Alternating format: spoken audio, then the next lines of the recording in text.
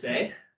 So we're recording a meeting, and we have all the lines on mute as you join in virtually. They're going to remain muted throughout the meeting until the public comment period, and I'll talk about that in just a second. We also have the chat turned off today, just so that you are aware.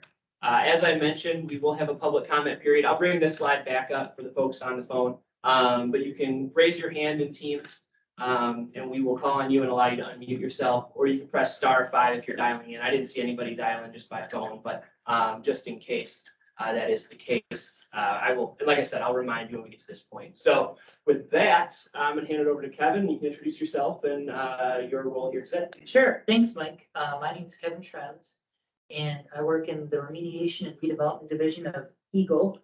I'm an environmental quality specialist, and one of my roles or duties is to be the response activity review panel coordinator. And I'll talk a little bit more about that in our Part 201 statute when I get to item 4 on the agenda. But I just want to welcome everyone to the very first meeting of the response activity review panel. It was established under Part 201 in 2010. And here we are 12 years later, getting the ball rolling with the panel. So thank you everyone for coming today, and for the panel members. The agenda was revised. I sent it to the panel members about a week ago. It has been revised since then. One of the panel members was unfortunately not able to make it today, so the alternate previously, Michael Hebert, has now been upgraded to one of the 5. So we do have full 5 panel members, which leads me now to the roll call. So I will call your name and say you are here. Joe Berlin. Here. Michael Hebert. Here. Duncan. Here. Susie Rosen. Here. And Bradley Bennett. Here. Okay, great. All the panels are here today. And I'd like to turn it over to the panel members to briefly introduce themselves and their expertise. So I'll start at the end with Joe and work this way. My name is Joe Berlin, president of BLDI Environmental. I'm an engineer. Expertise, I've been working in Michigan in the environmental area since the mid to late 80s. I'm Mike Hebert. I have approximately 30 years worth of experience in the environmental consulting world. I've essentially done hundreds of investigations in multiple states, as well as for the federal EPA. I've been completing investigations, heavy abatement operations in 26 states, as well as Michigan. I've worked for federal EPA. I've done RCRA, CERCLA closures. I've done work under TSCA. I'm also experienced in heavy demolition work, vapor mitigation, as well as due care obligations. Essentially done a lot of work here in the state of Michigan and greatly enjoyed it. My name's Duncan Mean. I'm a senior environmental engineer with WSP. I've been in the environmental consulting business for a little over 36 years. Wide variety of experience, all of that, but soil, groundwater, subsurface, my primary focus. And I'd be here today. Thank you.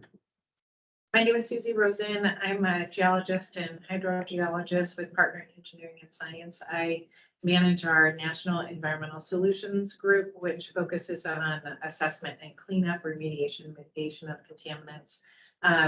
My background is 25 years of everything from due diligence to investigation, remediation, a lot of regulatory negotiations and closures, including around PFAS. And I'm Brad Benman. I'm retired from MDH Consultants after 28 years, but I also worked 13 years for the DNR prior to the split to the DEQ. I'm an environmental toxicologist. Was involved in the, actually was co-author with another Glenn Marloff on the original Act 307 cleanup criteria rules. And have been involved in all of the Act 307 Part 201 revision stakeholder meetings. Worked for the 4 different divisions when I worked for the DNR. Most recent, the last one with Waste Management Division, and I was one of the unit chiefs in the groundwater permit section. So I've been involved in all of the regulatory side of things for a long time, but also been as a consultant working with clients to help understand and comply with those regulations. So, Great, thank you, everyone. We have a great group here. Just wanted to talk a little bit about process. So for the panel members, I did provide a little document to kind of help everyone walk through the different items of the agenda. But getting back to part 201, under section 201.14.1, the director shall establish a response activity review panel to advise him or her on disputes. And disputes is a defined term, and it means any disagreement over a technical, scientific, or administrative issue. And then it gets further into the details as to the different types of documents and technical reports that are allowed under statute. The business of the panel shall be conducted in accordance or held in compliance with the Open Meetings Act. So there's going to be certain steps and certain processes that will be required to follow the Open Meetings Act, which I'll get into in a second. When a party submits a petition for a response activity review panel, if the director believes that the dispute may be able to be resolved without convening the panel, the director may contact the petitioner regarding issues in the dispute and may negotiate a resolution, which would not exceed 45 days. If a dispute is not resolved pursuant to that section, the director shall schedule a meeting of 5 members of the panel selected on the basis of the relevant expertise within 45 days after receiving the original petition. So the 5 of you were selected based on your relevant expertise, as you all mentioned in your introduction related to the issue of the petition today. The director shall provide a copy of all supporting documentation to the members who will hear the dispute, which I previously did in my email last week. An alternative member may be selected by the director to replace a member who is unable to participate in the dispute resolution process, which we went through and are utilizing that process. Any action by the members selected to hear the dispute requires a majority of the votes cast. The members selected for the dispute resolution process shall elect a chairperson of the dispute resolution process.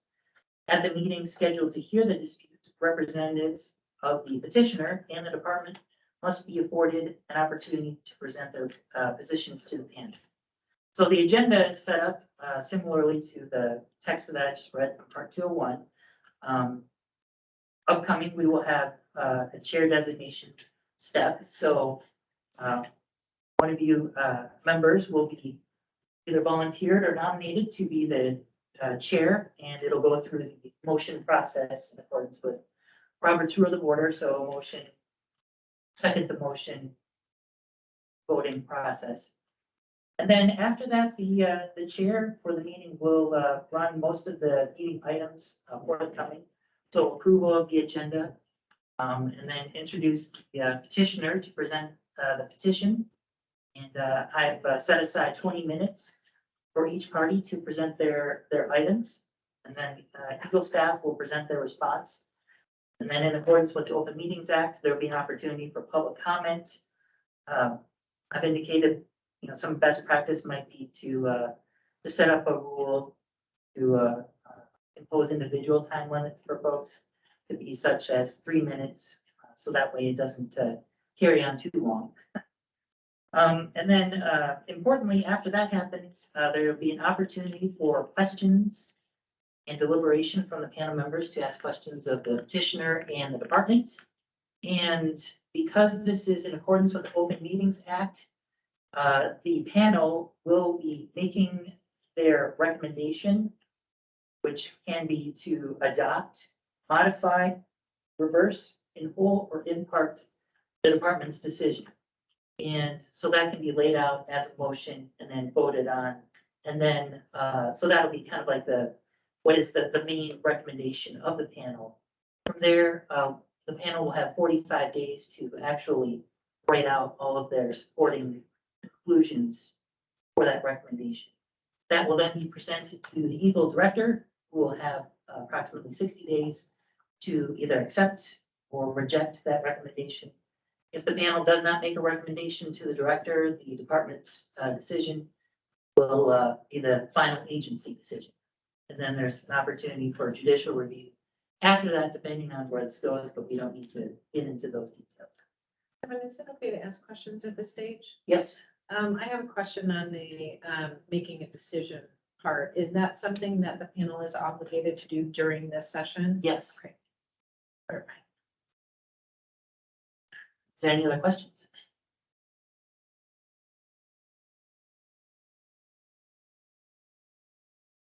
Okay, seeing none, I will turn it over to the panel to elect a chairperson. Go from there. Any volunteers? Any volunteers? Brad, I prefer not to. I'm still dealing with some eye surgery follow-up, so my vision is a little bit not what it should be.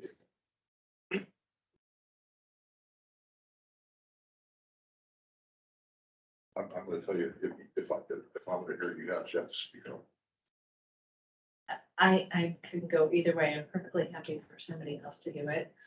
I'm in the same situation. For now, I have trouble, I would have challenged hearing. So essentially, I'm elected because I'm the only one who hasn't said no. Sure. Okay. Be more than happy to. We nominate Michael Hebert, excuse me, to be our chair. Support. Thank you.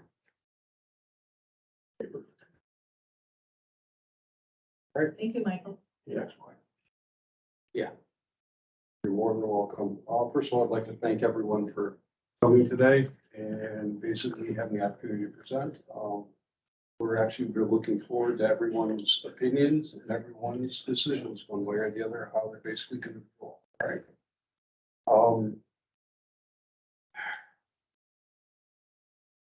Recognizing the speakers. Okay. The agenda, meeting agenda will.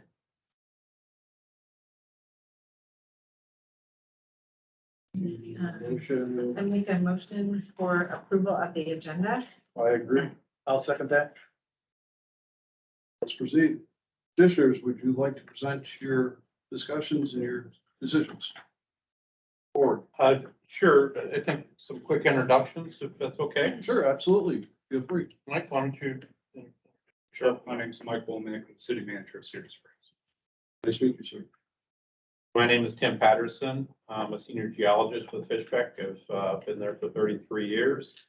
And I've got vast environmental experience like everybody else here on the panel. So and I've got a short presentation. I'm not sure where my health went.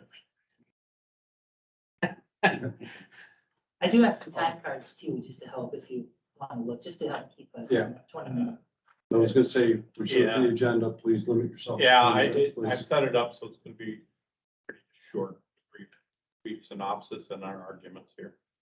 Tim, before you get started, can I ask the panel if we would like to make a decision on how we want to proceed with questions, either during the presentation or after the presentation? We'll hold off till the questions during the formal Q&A. I believe we're supposed to ask them at the end.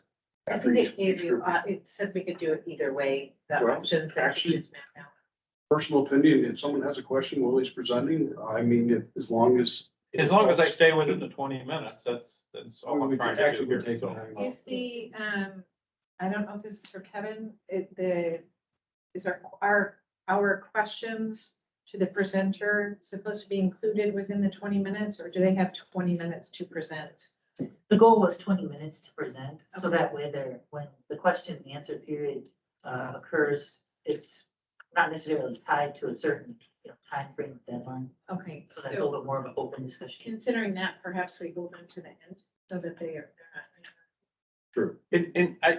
obviously the PowerPoint will be open if we've got discussions on certain slides that the panel would like to go back and look at and discuss more in depth. If the board's Panel's in agreement. Let's just let them present, then we'll ask questions later. But if someone does have a question that they want answered at that point in time, let's just, as long as the folks don't have a problem with us interrupting momentarily and answering a question, we'll proceed that way. All right? Sure. But we will, if we do ask a question, get off on that and it takes a little time, we'll give you additional. All right? We proceed? Absolutely. So again, it's just kind of a real quick synopsis. I'm sure that the petition provided everyone with materials that have already been put together and were submitted along with the petition. But if you go to the next slide.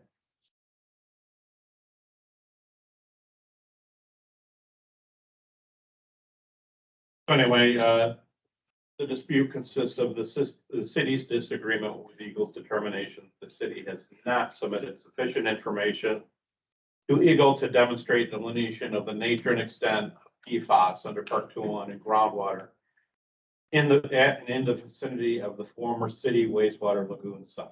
Next slide. Okay, just a brief history. The lagoons, which I have a slide coming up, which shows an aerial photo of them, were constructed in 1965, expanded in the 70s, and removed from service in 1999. The lagoons were closed in place in 2002, including line stabilization of the biosolids associated with the operational lagoon system and construction of a cap. Next one. Okay, this is the site, and you can see the lagoon system the former lagoon system that was closed in place. The groundwater contours, which we'll get more into in a little bit here. And you can see some of the wells that are out there that were put in place for closure purposes monitoring. The new wastewater treatment plant is located to the east.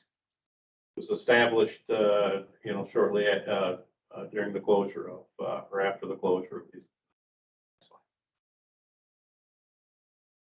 The city's position is that the additional remedial investigation activities represent significant financial hardship for the city, and that the existing multiple lines of evidence are available to define the nature and extent of PFAS contamination associated with the former wastewater lagoons. Eagle does not concur with this conclusion and has raised the following specific concerns related to this conclusion. Reliance on residential drinking waters in lieu of monitoring wells. So the data that from residential wells cannot be used in lieu of data from monitoring wells. Reliance on groundwater flow data to define lateral definition of groundwater impact, and reliance on clay-rich confining unit evidenced by residential drinking water well logs to define the vertical definition of groundwater impact. So, real brief conceptual site model, the hydrostratigraphy of the site. There's an upper unconfined aquifer. I'll have a slide showing this in a second. It's about 20 foot thick. Beneath that is a clay-rich confining layer, 40 to 70 feet thick. And then below that is a lower confined aquifer located approximately 100 feet below ground surface, and it's an undefined thickness. The water table surface is about 10 feet below ground surface, and groundwater flow near the site in the shallow groundwater is westerly, and the lower confined aquifer groundwater flow near the site is southwesterly. All right, these are some cross sections through the area that was presented in the RI and the conceptual site model. So the next slide will show the general, one of these cross sections that show the site geology. So using, again, residential well logs along with historical borings of the site and numerous, since 2002, water levels to determine flow direction in the shallow groundwater. The flow directions to the west, as you can see it, the former wastewater treatment plant lagoon area is kind of outlined with along the top there. You can see the clay beneath it, and the deeper aquifer below it, with the flow direction that is more in a southwesterly direction. Yeah, that's fine. So groundwater flow, as I said, in the upper aquifer, static water levels have been collected annually from all on-site monitoring wells since 2002. So almost 20 years of data. The data documents a westerly groundwater flow, and it kind of got big blue arrows on there to help see it. And we'll get into the other colored boxes on there in a different slide. Next slide. This is groundwater flow in the lower aquifer. This is based on groundwater elevation contours and wellhead protection areas presented in wellhead protection plans in the area. Groundwater flow is towards the southwest based on these documents and these wellhead protection areas. And by the way, if you could just back up a second. Just for general reference, it's hard to see, but the city wells are on the eastern side of Cedar Springs, the municipal public water supply. So they're upgrading a ways away from the lagoons. That's just for general reference. Okay. All right, so drinking water wells is viable data points. PFAS in the Russell Ridge neighborhood, a photo showing in a second. It's located approximately 1 mile south of the former lagoons, being investigated through drinking water well samples.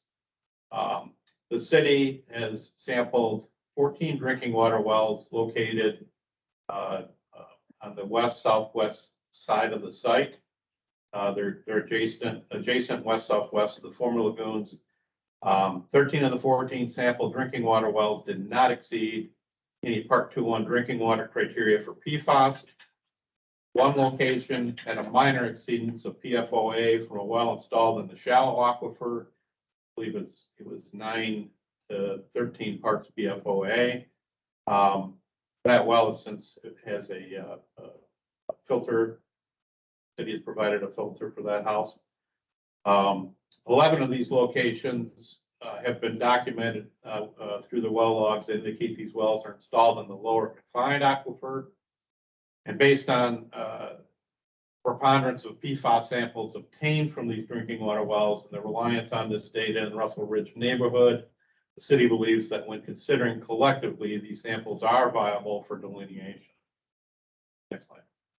So this kind of, and this is actually a slide on the MPark site, but you can see in blue the lagoon areas that we were just talking about to the north, and the red dots showing the exceedances of certain PFAS compounds.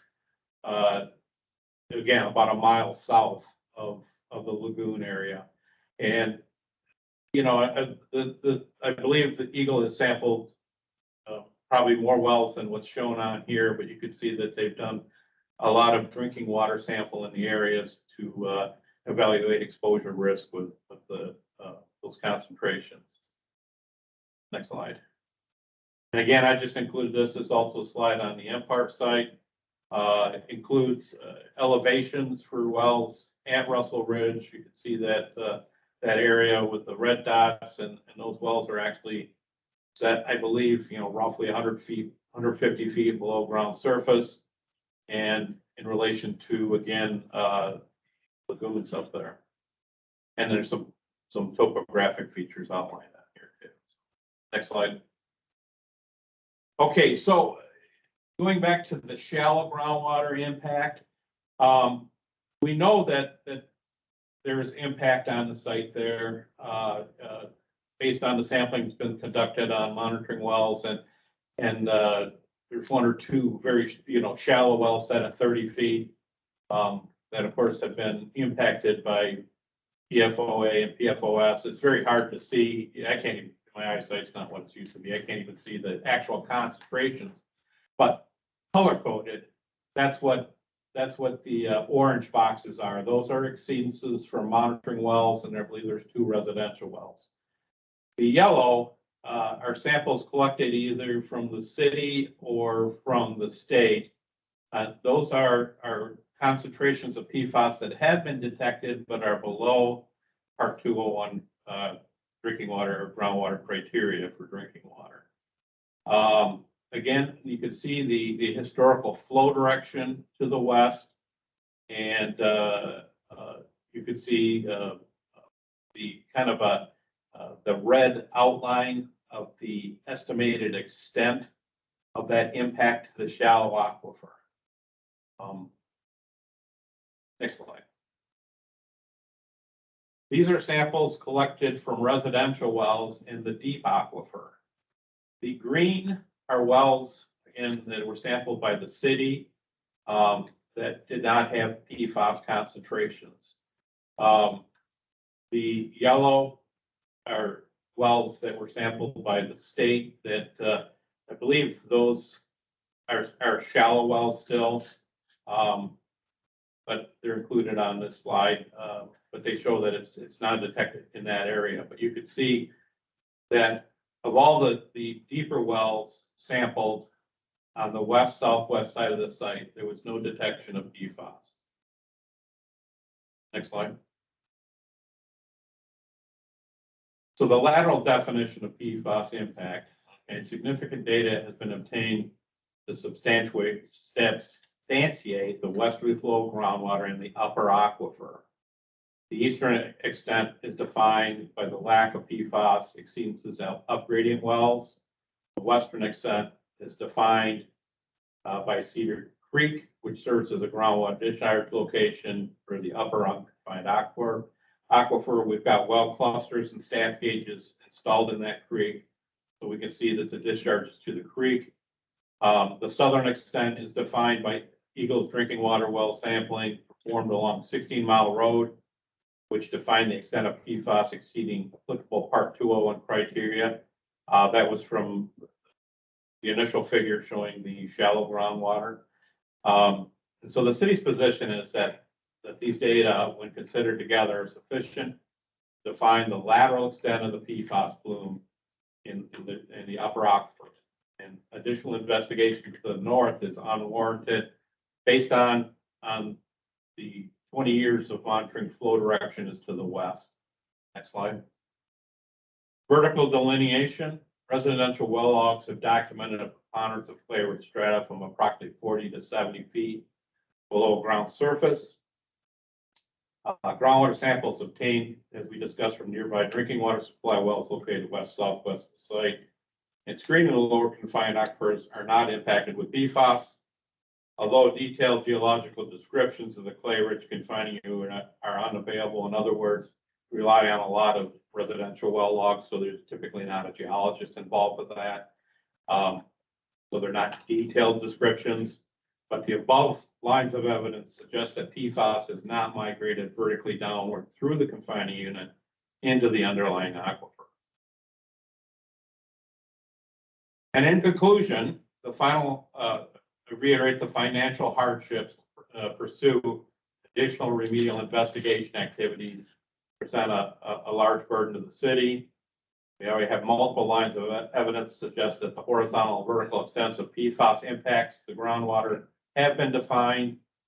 And on behalf of the city, we respectfully request that you go reconsider these data and recommendation in the remedial investment report that delineation has been completed. So that's it, real quick. I'm hoping I was under my 20 minutes. Yep. Okay, so that's 6 minutes left. 6 minutes left. All right, so we got time for questions. Does anyone here on the panel have a question? Yes. I have a list. Do you want me to jump in Well, there? if you have questions pertaining to what he just presented, I think at this point. Yeah, I sure do. I know that the Eagle responses talked about lack of delineation to the north.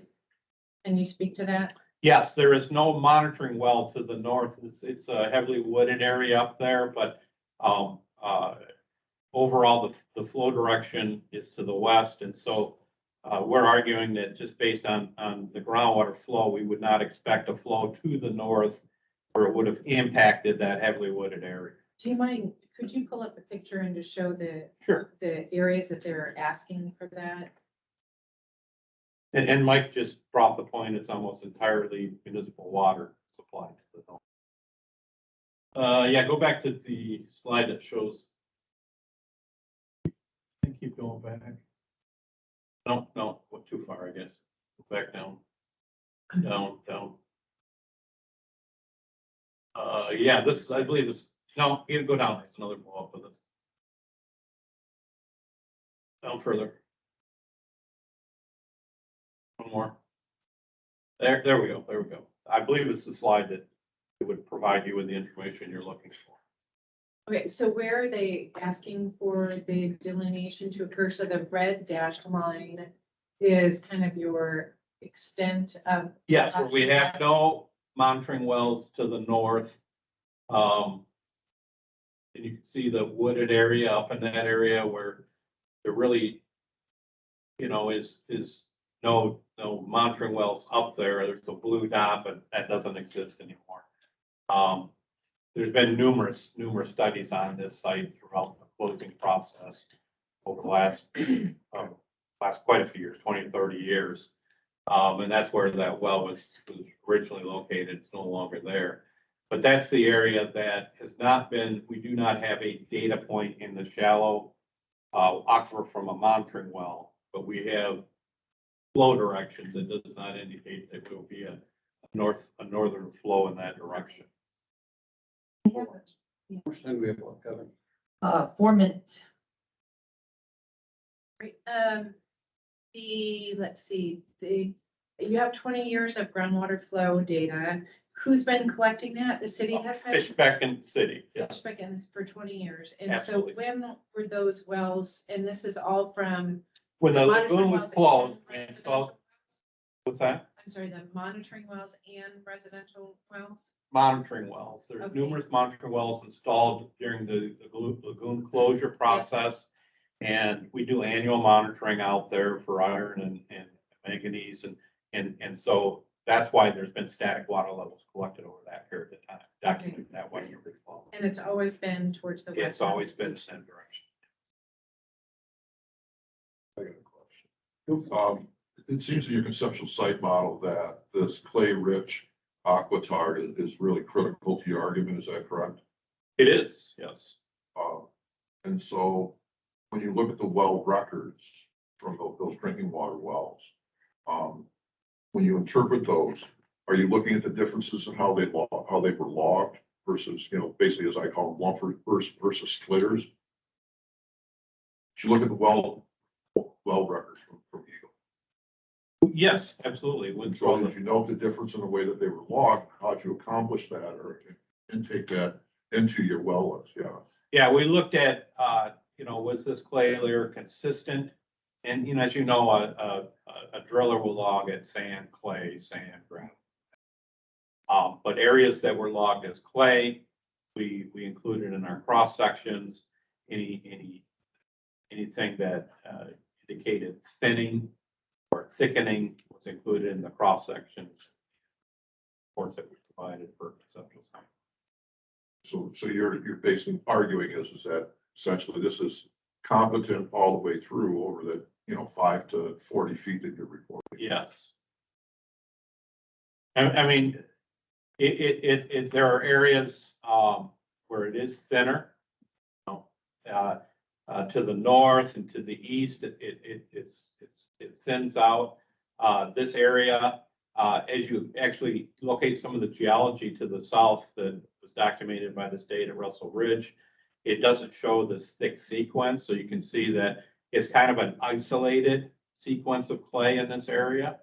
That as you expand out, it does thin out towards other areas, but at the site itself, it appears that there's a clay layer. And again, that information should have been provided in the petition. That's how you interpret it. I'd like to continue on that thought, though. Yeah. Could we take a look at the cross-section A prime? Yeah, I provided one that goes through the site. There's 6, I believe, prepared altogether. I didn't want to be cumbersome with this, but we could. So my question specifically then is, on that cross-section, there's I believe that's a residential well. Yeah. 13525 White Creek Avenue. It's displayed on your AA cross-section, very central, almost directly down gradient of the site.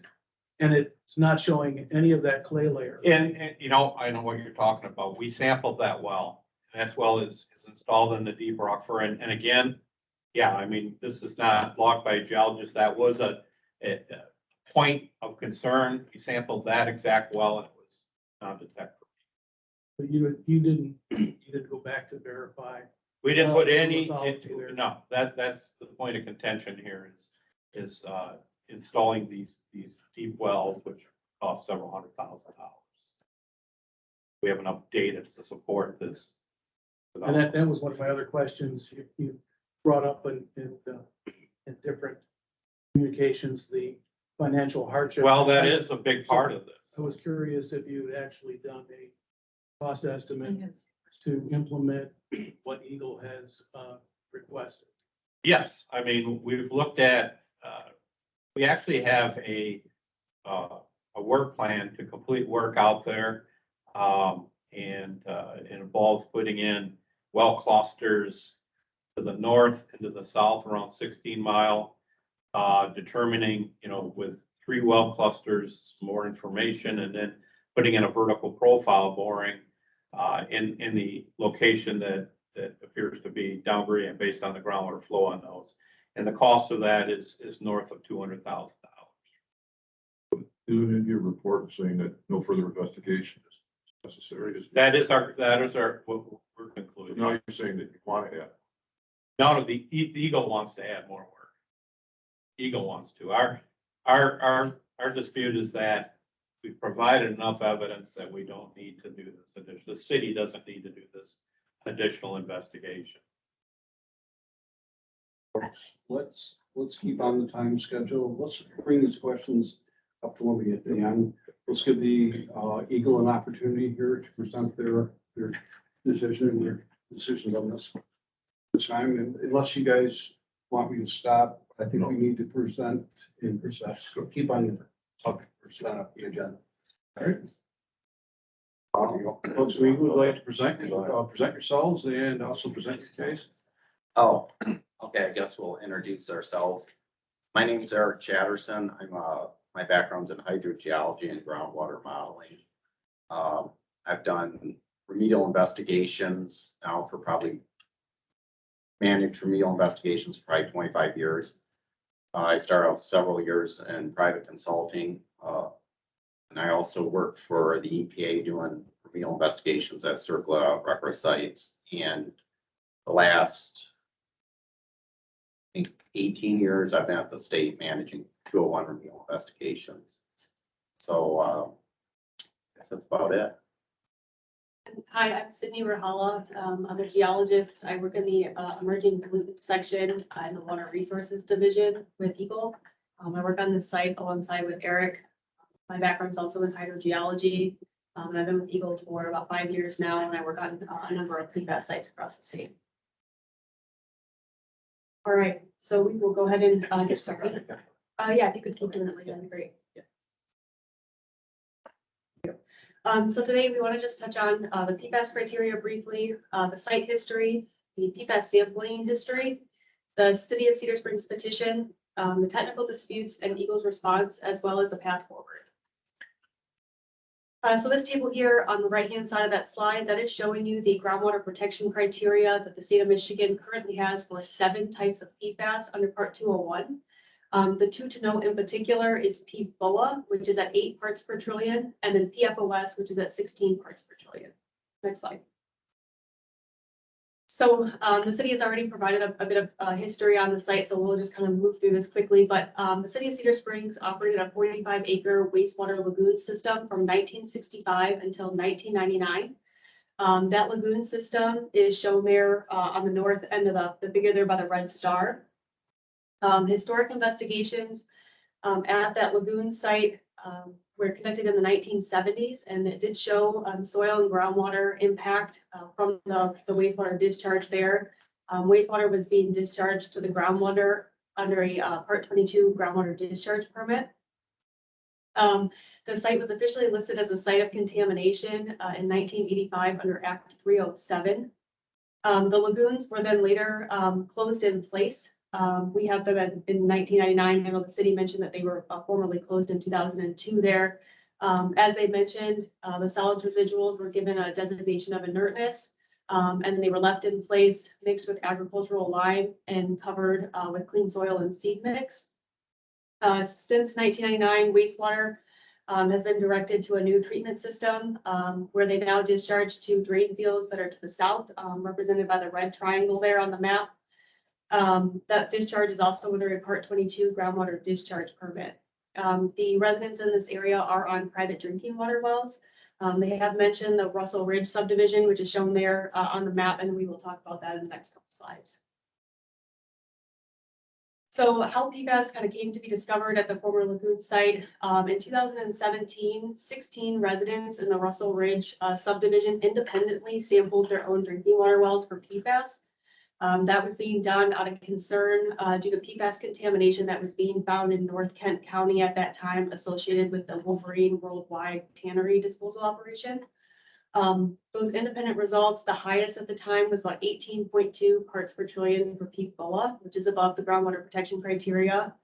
The independent results were provided to Eagle, and Eagle went back out and resampled 7 of those wells to verify the PFAS contamination. The highest result from the Eagle sampling was 15 parts per trillion for PFOA, again, above our protection criteria. As a result of that, Eagle began looking for potential sources in the area based on historic landowner interviews that we conducted, as well as sampling data that we had at the time. No connection could be made to Wolverine. Therefore, we started looking for other potential sources.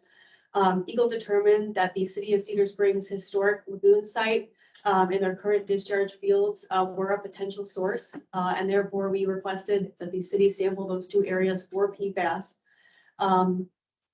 Eagle has also expanded residential well sampling in the area from 2020 to the present. Eagle has sampled a total of 204 drinking water wells.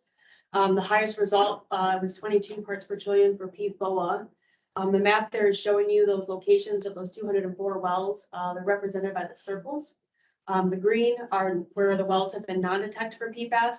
Yellow is where the wells have been, we've seen detections, but below criteria. And then the red are showing you where we have had exceedances in drinking water wells. Next slide. So as I mentioned, Eagle had requested that the city sample for PFAS around the former Lagoon site. So in January of 2020, the city's contractors sampled a total of 5 monitoring wells for PFAS. You can see the black arrows there are pointing to the top figure, those 5 triangles there. Those are the 5 monitoring wells that were sampled around the former lagoons. The city's contractor collected those samples and then they were given to Eagle, who funded the analysis for PFAS at that time. Of the 5 monitoring wells, 4 of them had exceeded the criteria for PFOA. The highest was 43 parts per trillion there. Those exceedances meant that the former lagoon site would become an MPART site, or a Michigan PFAS Action Response Team site. And as a result of that, Eagle has continued to work with the city to investigate PFAS in groundwater at the vicinity of the former lagoons. As part of that investigation, in March of 2021, the city sampled an additional 3 monitoring wells at the site, which are shown in the lower figure there. Of those 3 monitoring wells, 2 of them exceeded the criteria for PFOA, and 1 also exceeded the criteria for PFOS. In March of 2021, the city also installed and sampled a single upgradient monitoring well.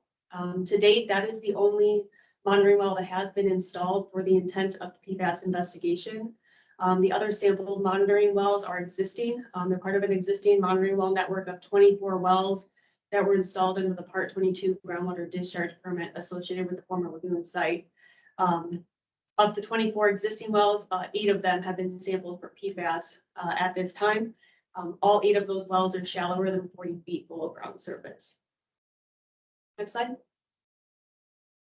So from that initial sampling in January of 2020 up through February of 2022, numerous meetings, emails, and official letter correspondences have been exchanged between Eagle and the city.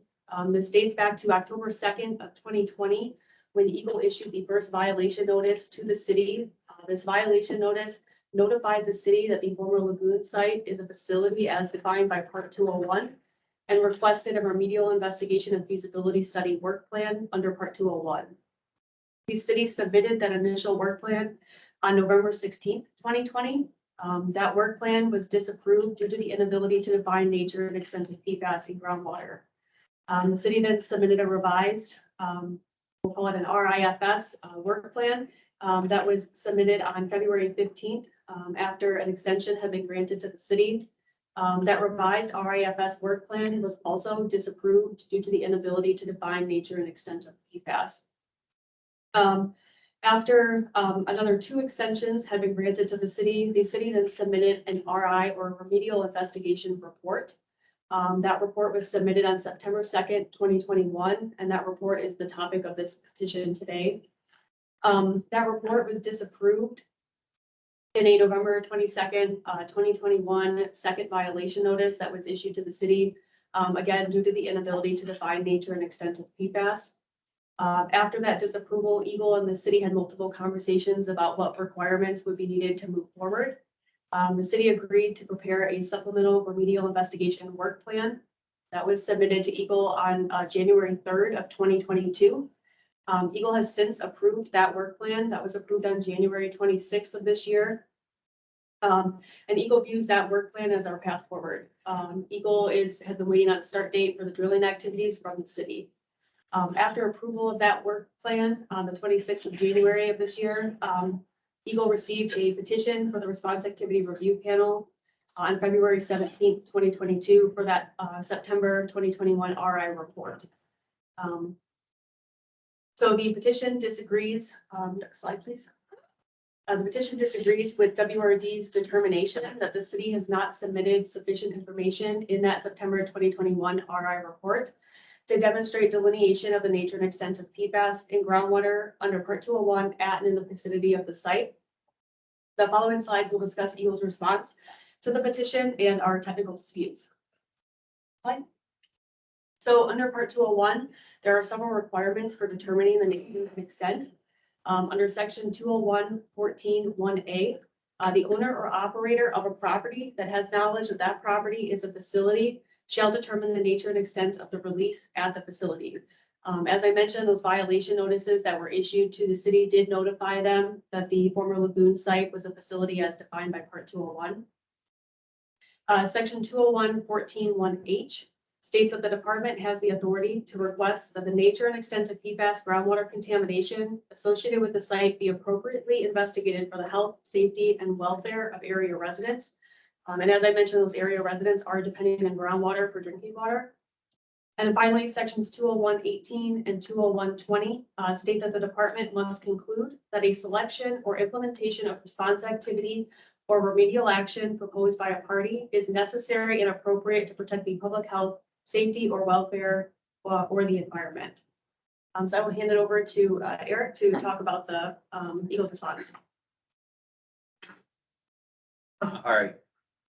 No, the next one, yeah. Just to go back to this, and I just want to talk about this slide in a little bit more hydrogeologic perspective as far as what went on. As Sydney gave a good, I guess, example of the history. But from the beginning, what's going on here is we want an investigation. And the first work plan suggested that the remedial investigation could be done with driller well logs and samples from residential wells, essentially no active investigation out there. The one well that was proposed was an upgradient, potentially to look at another source. So when we went through, that was disapproved. We actually had agreement that we gave a couple extensions. We're going to get a work plan for an active investigation. Instead, we kind of got the cart in front of the horse and we got a remedial investigation report without the investigation. That was the disapproval, brought us over to talking with them again, and we hammered out over the next few months what a actual investigation would look like. They submitted a work plan. I approved it. It accounted for delineating the shallow and the deep aquifer with 3 sets of nested wells, as Tim pointed out. And we got to the point where we were waiting for notification of drillers when this petition showed up. So that's kind of where we got to where we are. I would guess the primary deficiencies of the report, as has been stated before, is the reliance on residential drinking water wells instead of environmental monitoring wells. And Eagles determined that it's inappropriate to use residential monitoring wells to delineate the plume. And in areas, for example, in the north, groundwater flow direction is being used. We have no point out there to delineate the plume. And I'd like to point out, that the original Part 22 permit was for a groundwater discharge that oftentimes will discharge hundreds of thousands of gallons per day. So we see contamination from groundwater discharges, high volume groundwater discharges flow out in a radial pattern in the immediate vicinity of the discharge. So while they're operating, we can see pretty much in all directions. So these last 20 years after the site was closed indicates more of a natural state, not at the time the contamination was released. Presumably it was flowing in every direction. That elevates our concern to the north. We would like an actual monitoring well there to, first, it sort of tidies up groundwater flow direction, but also gives us some analytical to, is the plume out there or not? That's how we delineate the plume. Next.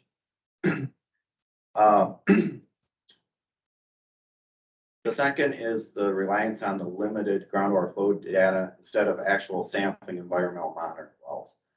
One issue we have with using residential wells, we don't get flow direction, we don't get hydraulic conductivity. And, once again, the driller logs out there, they're kind of all over the map. We have driller wells out, or drill logs out there. I looked at them earlier today. We got some where it's sand from top to bottom. We got some that have clay at the top, then sand. Anybody who's looked at a selection of 23 years of drill well logs, it's all over the place.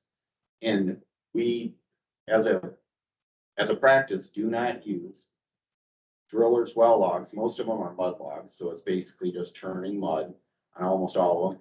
And a large number are missing. So that's problematic for us. And the deeper aquifer, this clay unit that, once again, if you look at the drilling logs, there's no continuous. I mean, somewhere if you have a deep well, more often than not, you'll find clay somewhere in between there. Sometimes it's clay sand, it's described. Sometimes it's sandy clay. Like I said, sometimes they got clay on the surface, which we know really rarely or we don't expect to exist. And so that's problematic in that Eagle cannot determine that there is an aquifer in between that's preventing downward migration based on driller logs. So we need actual data, the deeper aquifer. What that would give us with a monitoring well is you get flow direction. We don't know flow direction in the lower aquifer because you can't get that from monitoring wells. We can't get hydraulic conductivity to determine an average linear velocity to determine if we have contamination, how far it's flowing. And most importantly, has the PFAS migrated down there or not? We have no idea because we have no wells, we have no data points. So, just the basic principles of a remedial investigation, whether it's for a Superfund site or is, a small, mom and pop gas station. There's always a field investigation. Here, there is not that. I think that's the crux of the disagreement. Next. Here we have, this illustrates the work plan that was submitted and that we worked back and forth to cut down costs. We made some adjustments to cut down costs. You can see the purple dot to the north there. Those are nested wells. Those would give us not only vertical gradient, but it would define the extent of the PFAS in the shallow aquifer. It would define it in the lower aquifer. And it would give us flow direction in those important hydrogeologic properties like an actual log, geologic core coming out and being logged, and would clear up all the ambiguity of driller well logs, which are notoriously of I guess, poor quality, I would say. So we have a path forward. I think in our discussions, I know a big portion of this comes back, the finances and stuff, but we don't feel that we can prove a remedial investigation report without some sort of field investigation. These questions are unanswered and we don't feel it's appropriate to use driller logs to determine your conception or to develop a conceptual site model based on geology. So that's pretty much where we stand. Any questions? We still have about 5 minutes, so anyone here? I got a question. I just wanted to. Yeah, go ahead. So when you're looking, as you mentioned, the driller well records, I want to make sure that's accurate. They're not well logs, they're well records, that's what they're called. Yeah, yeah. Okay, and for a reason. Well, right. No, Right. seriously, I mean, I understand. It's probably giving Words them has me. too much credit. We do sometimes they're referred to as the way they submit them, but yeah, it's basically a well record that the driller submits to the health department. I'm going to a point here. So when you look at the well records, is that appears what was used in the site conceptual model shows essentially a fairly monolithic clay unit throughout. Did you identify any of these well records that makes you question that conceptual site model? Because to me, that's critical. Conceptual site model is really accurate, where there is this clay all the way through there. No, there is no consistency whatsoever that I would see. I would say, Do you have any specific well records that lead you in that direction? well, you can look up on GeoWebface and I I've got looked, them up. okay. I've looked at, there's one near the site that's 45 feet, that's pure sand, just south of the site. They're back and forth. They're, you know, one thing, as we know, a driller will usually, because most people want clay above their well, we've got areas where clay kind of shows up. But if you look at them, I don't see any consistent 40 to 70 foot clay that I would say is consistent as a unit. Did you note any kind of difference in the well records between the drillers, say, I don't know, Raymer, you look at their well records versus the other drillers? I haven't broken it down on this site, but typically if we look at one driller or a variety of drillers, there's consistency amongst the drillers. We have some drillers where every one of their log looks pretty similar to no matter where they put it. So, Where I'm going with this is, but I did not break it down for this site though. I've gone through all the well records for most sections that this is near. I live about 6 miles. And when I look at the well records for Raymer well drills, I'll show you guys the same thing. Is for a similar depth well, you go from 3 entries that shows, you know, 105 feet of clay to similar depth well, and I got about 12 entries that show intermittent sand and gravel, clay and gravel. And one is showing this monolithic clay unit. And on the other one, and I'm gonna ask you the same question is, because the conceptual site model is utilizing these well records as that. I want you to basically explain to me why conceptual site model isn't accurate, and I ask you the same thing, tell me why your conceptual site model. Because when I look at these different well records like this, I'm seeing fudge ripple, I'm not seeing chocolate.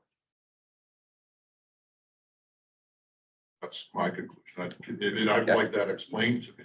Yeah, as a matter of practice, we do not use driller well records for a site conceptual model for many reasons. One, the person logging the hole or putting down out or making the record is not a trained geologist. Two, they're usually doing a mud rotary, and it's very hard to determine. I mean, how do you identify a silt unit and a mud rotary, you know, drilling? So the method of, I guess, sampling is poor, and the ability for the person to be, you know, the training of the driller is usually pretty poor. And it varies. Some are better than others, but the consistency isn't there, and it doesn't rise to a level. We're coming up with a conceptual site model that's designed to protect human health and the environment. The quality we get from a driller log, or, you know, a lot of these, they don't even have one, is not adequate. It's not something that we can draw a cross section on and hang our hat on to say, hey, we've got generally have clay across this area. We assume nothing's down there, therefore you're good. And we have sampled those lower wells, and we do have detects of PFAS in a lot of them, which means something's getting down there somewhere. So you're asking the city to spend hundreds of thousands of dollars. They have a conceptual site model that shows this clay. When I interpret this data, it doesn't tell me that I have this monolithic clay layer. But you're not telling me that. I'm having to figure that out. I'm gonna tell you next time. Just tell me that. Well, yeah, it's inconsistent, and there, like I say, there's one to the south that's pure sand. It does not represent a consistent regional or even local clay aquitard, in my opinion. And can I Can I keep going? Actually, believe it or not, we have to stop, just to be fair, 20 minutes, but you can come back to this question. Yep, I will come back. This question. I'm asking you the same thing. I believe I would like to chair this, that we open up to the general public with Eagle's permission. Absolutely.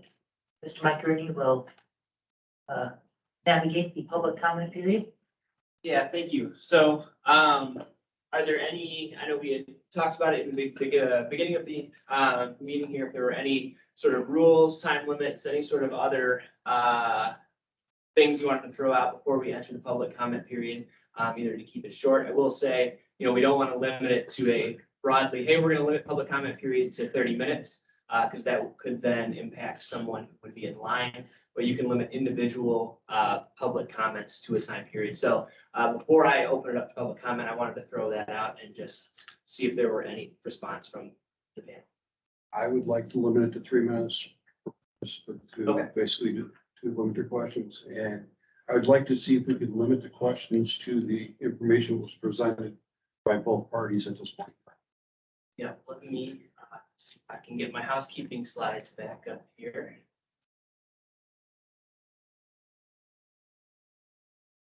All right.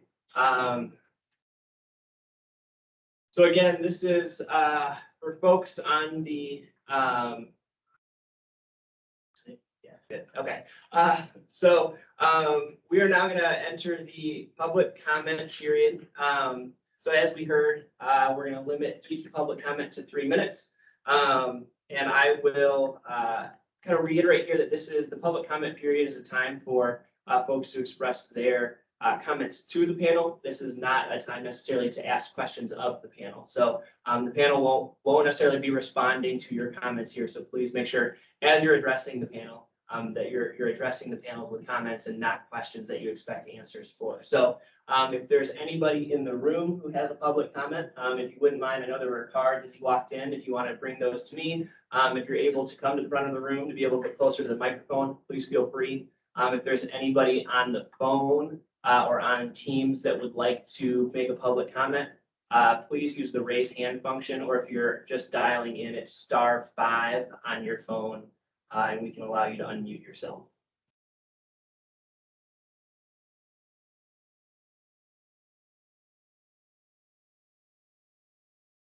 I would say we leave it up to the panel, however long you want to wait. So we're officially in public comment period at this time. I would definitely recommend at least 3 minutes to give somebody at least one opportunity.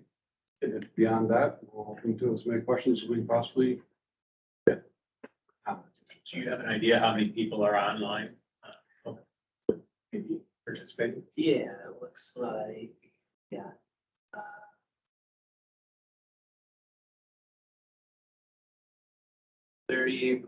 46 attendees total today, including 49 internal folks and 4 external parties that are on the call. Mr. Chairperson, if I may.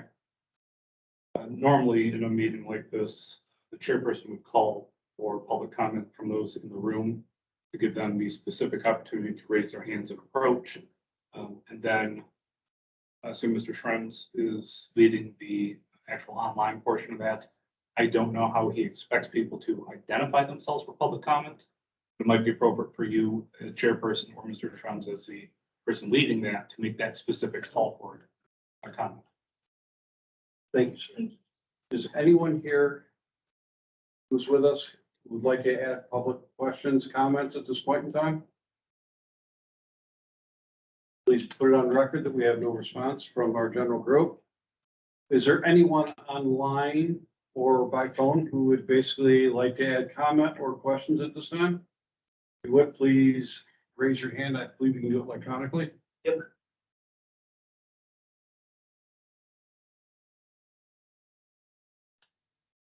I do not see any.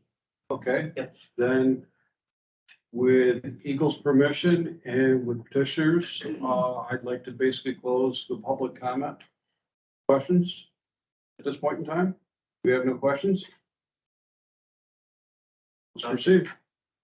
I believe we're at the point where the panel can start asking questions at this point in time. to both parties. Let's just take this in order, gentlemen, ladies, however we'd like to do this, and just present our questions in a nice format. And just remember, both parties here, I think, have done a really good job presenting themselves, and let's just be polite and nice to them, all right? I have a question for Eagle. Do you have is there a formal policy written up somewhere about the use of residential drinking water wells for data, any type of data, whether it's well records or groundwater quality data? A formal policy, no. Does Eagle itself use residential data from those well records or water quality in any way? Yes, we do. It's actually, we do consider some a valuable data source, well records. They can indicate generalizations of geology, generalizations of where you find water, for wells. Drillers use them a lot to determine how deep they're gonna set a well. So they do have, I would say, significant use. I think the disagreements, they usually don't rise to the level of being able to formulate a conceptual site model. Now, we do often in a cross section, you'll do your geologic borings, which are of high quality, and you have driller logs that are of questionable quality that you may intermix with those. We just don't allow it to be driven 100% by residential well records.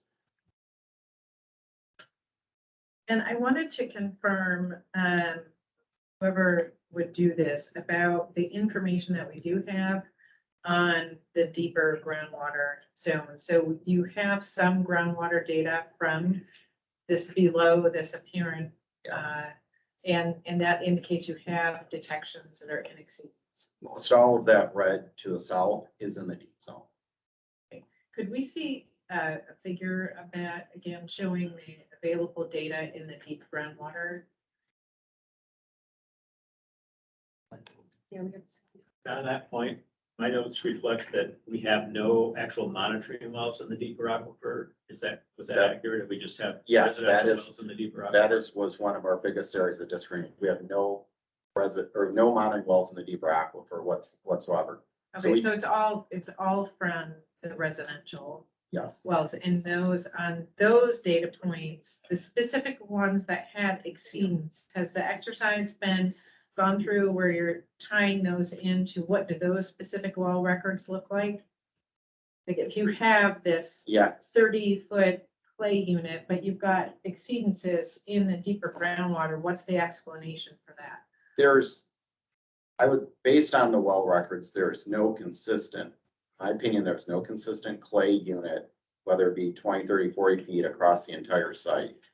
It's typical Michigan mismatch, where depending on the driller's log, it varies considerably from one to the other, and there's nothing that I would say is consistent across the site. We have looked at that. Most of the impacts are in the lower aquifer, but there's no consistency that I could discern. So I have the same question for the city. If you are arguing that this consistent clay unit is there and you are wanting to rely on that for delineation, but you have detections of groundwater below that, Well- I'm missing something here. Okay, well, we look at all the data in relation to the wastewater treatment plant lagoon area. So it's not only the clay from residential well logs, it's also looking at wellhead protection areas to get an idea of flow direction in that deeper aquifer. As I showed was indicating to the southwest, not due south. And we sampled wells just adjacent to the site set in that deeper aquifer that did not have any PFAS in it. So there was no indication from wells that were sampled at the site from those deep wells, from those 11 known deep wells with no detects, southwest of the site. Okay, so I'm a little bit lost here with this, because I'm hearing two different things and there's a lot of data to weed through. So are we not looking at a map that's showing exceedances in the deep groundwater? what you're looking at here, and Eric, maybe you could help me out here, is that the area in Russell Ridge, those wells are set deep and 150 feet, somewhere in that area. The green dots north of there, I believe those are majority are shallow wells. So there's no detection in those wells, but they are set, call it the upper aquifer, the upper groundwater zone. Typically, when wells are set by drillers, they just go 10 feet into the water, and so that's what those wells are. And then as you get further to the wastewater treatment lagoons, the residential wells that were sampled in that area, and it's not depicted on, this is an Eagle map, but if you go back to the one that I showed, the 11 wells west and southwest of those lagoons set below that clay unit in that lower aquifer did not have PFAS. Well, I'm not getting the question. I guess I would like to add, the ones you see with the yellow, there's, some might be conflated here. We had detects in some of those wells, they're denoted as yellow. It may not be above criteria, but we identified it. So they were not non-detect. That's what the map there. But those, are those deep wells, Eric, or those? Only shallow? 4 of 21 shallow sections. In the shallow, the Yes, rest of them the were rest in of them. And Let's the, just go by that. the area above Russell Ridge, Tim's correct in that apparently when those houses were put in at that time, most of those wells are shallow. So we don't have a lot of data there. It's a lot shallow. Down the Russell Ridge, I don't know if it was the driller or whatever, but he chose to put in deep wells, and that's where we have the detects. So there is an absence of data, not only at the former lagoon site, but to the south there of deeper wells. There is no Okay. monitoring wells at depth, and we have a limited number of residential wells at that depth. Well, want to be clear here with this question. So do we have PFAS detection in the lower aquifer around wastewater treatment? Yes. He's shaking his head no, and he's saying yes. Well, You're saying there's no, It's data. there's detects around, in that area, yes. if I can ask a clarifying question, at what levels? Oh, he said Well- detects. Detect. Well, Criteria. the 11 wells that were sampled by the city, the answer is no. And there were detects, but they were in the field blank also. Therefore, that data, it's basically, do you count it? They were like below lab reporting limits, and they were in the field blank, I believe, in like 2 or 3 of the wells. Now, and I guess I'll ask Eric this because I'm not sure, but the wells along 16 Mile Road, are those shallow wells or deep wells or a combination? Most are shallow. Okay, They're that's shallower what I than Russell Ridge, but we do have some deep ones There's there. some deep ones And we there. do have detects at depth up there and in the residential wells. Now, you maybe talked about the wells you sampled, but Eagle also sampled some wells. So yes, we do have detects in the deeper. In the aquifers. deeper aquifers. Are you guys, I just have a few questions. When you came to your conclusion that no further investigation is necessary, it seemed that your definition of when you're done and your definition of when you're done is different. Traditionally, at least in Michigan, is you're going to define, at least to the cleanup criteria, to the north, south, east, west, up, down, whatever. And you're relying upon other information, but in your site conceptual model, so let me just go to conceptual site model. What criteria, what guidance did you use in preparation of your conceptual site model? We looked obviously of every available information from a geological I'm perspective. not asking that, I'm asking what guidance did you use? As far as state guidance, State guidance, ASTM guidance, ITRC, what did you use? we just, we compiled the data that was there. There was no official guidance that we were following. Because if you go to ASTM, what you're supposed to do is identify what data is qualitative versus quantitative. Identify the strong and weak points. In this case, the state's case apparently is designed upon reliance on these drinking water well records.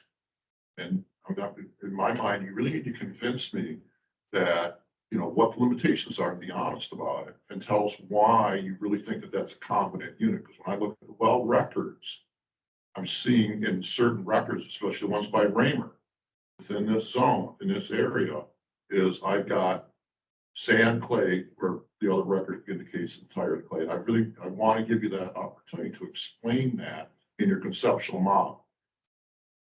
Again, we looked at just the logs themselves. We didn't follow any guidance. We realized that limitations are there with, as you said, even between different drillers, and whether it's the new Beckers at Raymer or a local residential well driller, you know, they're not there. They're there to put a house well in. I understand that. They're not there for the geology of it. So we have to look at that as just information that's available out there, although, yeah, I mean, there could be questions. Obviously, there is questions about.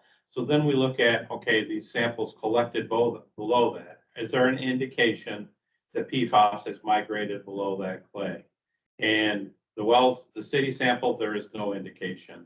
And I did not look at the wells that Eric was talking along 16 miles. I thought they were all shallow wells. And that data, even though it's shallow, I'd like to use that, or the city would like to use that residential well data to determine the southern extent of the shallow for where we know PFAS is at. But so we're trying to use every available piece of information. And it's not from monitoring wells other than the ones on site, which typically didn't go very deep. There was a couple of deep ones done, you know, 30 years ago during investigations for the installation of lagoons and stuff that showed clay at the site. But from the residential well, we're looking at just, you know, sand, clay, that sort of, is there a consistency across that area?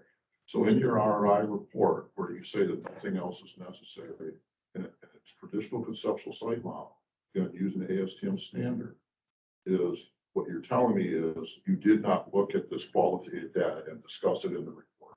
Is that accurate? Yes, that's accurate. We did look at. So you did not fulfill one of the requirements that's stated in the ASTM.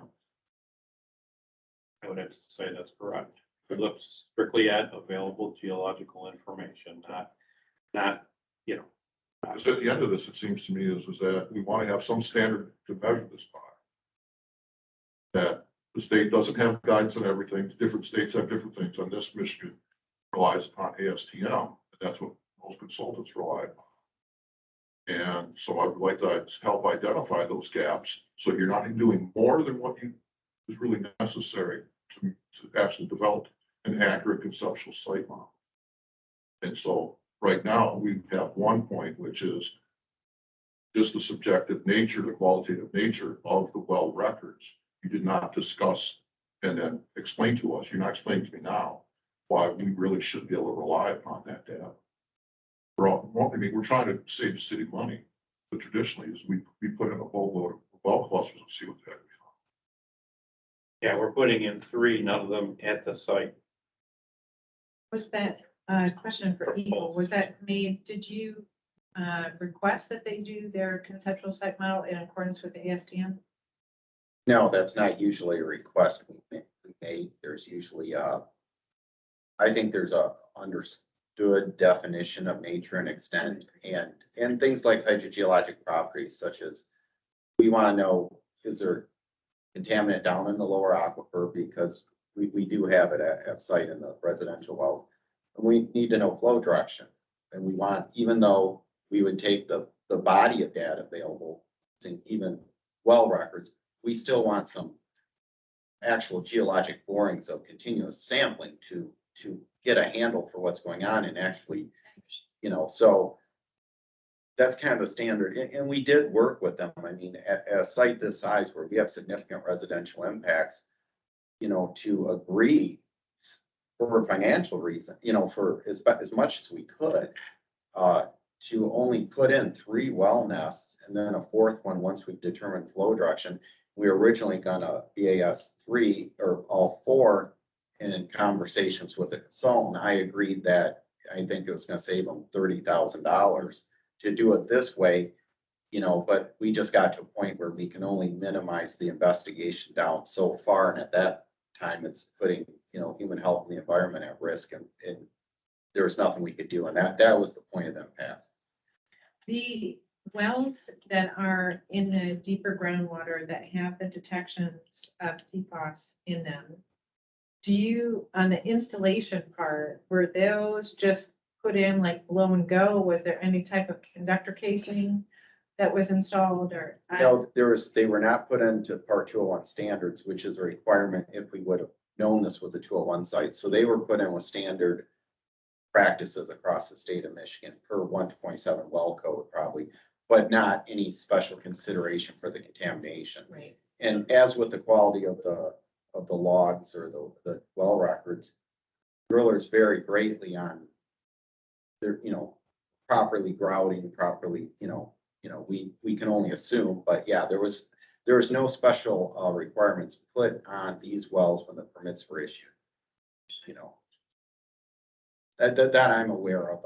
I can't say if there is, you know, maybe an errant UST tank somewhere that the health department knew about, but essentially for the site, there would have been no requirements other than standard practices. I have a question for the city, and it's a little bit offshoot of the technical part, but I'm just curious the thought process. So when you are developing this whole defense of why you don't think anything else needs to happen,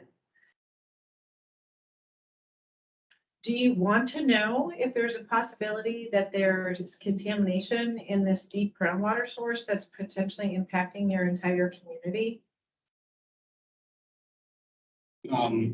So that's more of a political question than a technical question. The obvious answer is yes. The city is very concerned about the health and well-being of all citizens, including those in the city and those outside of the city. But we brought this petition because we have an honest to goodness belief that we've delineated the nature and extent of the contamination. I mean, I'm not an engineer, but we're talking about over a mile of distance. And the groundwater is flowing in the opposite direction of where the Russell Ridge neighborhood is located. And yes, I understand that it doesn't meet the ASTM standards or whatever, but we're using the available data that we have without putting this significant burden of doing an investigation that isn't warranted from our purpose. The city of Cedar Springs is not a wealthy community. And I understand Eagle's position, but doing something that is unnecessary in our minds is a waste of time, money, and resources. I have a question. First of all, I want to thank both of you guys for sampling all the domestic wells and stuff like that, because obviously those are receptors, and that is the most important thing of this. Can you pull up on your map where residential well 13 or address 13470 White Creek Avenue is on your map? Yeah, do you want just like Google Maps, or do you want on one of the maps? Sure, yeah, that'll work. Okay, can you repeat that for just a second here? In your February the 15th, 2021, you made a comment in here that there's no PFAS contamination defined in any of the lower wells except for one residential well located at that address, which is in the deep rock. Is that the one that the city provided a point of use filter to? No, that's a shell. I know what you're talking about. Really? Because the well screen says this is set between 116 and 122 feet. No, the one that the city provided, Okay. what Mike was saying, a filter for, was a hand-driven well that the owner said was only 35 feet deep. The one you're talking about that had, can't believe it might have been a PFOA in it or something at 0.06 or something below reporting limits. And that was not found in the field blank, but it was the only constituent. There was no other information that rationale of something that low in part per trillion below a lab reporting limit, that would necessarily be real or a concern, or even to the point of indicating that PFAS had reached that depth. Is that what you're talking about at that one particular? Well, it's just, you wrote it in your document, that one well was one outlier in the lower aquifer that is contaminated. It's supposedly above the criteria. Oh, no, there is not, it's not above criteria. There is nothing in the lower aquifer. So, It says, PFAS contamination less than the 201 groundwater criteria or PFAS was detected except one residential well located at 13,470. okay, I understand where the confusion is. It's saying that there was no PFAS identified in any of the deep wells, with the exception of that one location with a concentration below reporting level 0.06. So it's not saying that everything was below, or actually it was less than, except this one that was above. That's not, yeah, it's not worded properly. Been resampled, so you were questioning the validity. It has not been resampled. Your cross section, I believe it's A to A. So, Okay. can you pull it up? If you. I don't know if they have that availability on that slide. I have this. It would be in the petition. I will say though, on the corner of where you're talking, White's, was it White River Road and 16 Mile? There are 5 wells on that corner in the deep aquifer that have detects for PFAS. Could you repeat that? There are 5 wells on the corner of, if you look right up on the corner of the former Lagoons site, where it comes down, hit 16 Mile, right there on the corner. It's right. There's, and we can show you, and some of that may have been our sampling, but there's 5 wells that corner, almost every well in that corner in the deep aquifer has a PFAS detection. What That's what address is I that? don't understand the messaging, like, either have it or you don't have it. 1367. Is it? 13677. Can we pull up that address? Yeah, just on Google Maps. Sure, Okay. that works. Whatever's available. Okay, 13677. Yep. And what was the street for that? It's White Creek. White Creek. White Creek, Like I also, I got it. because we can hook up and show you the detects on the corner there. Oh, are you, yeah, are you watching me? No, I'm not one of those. You want me to sign in? Yes.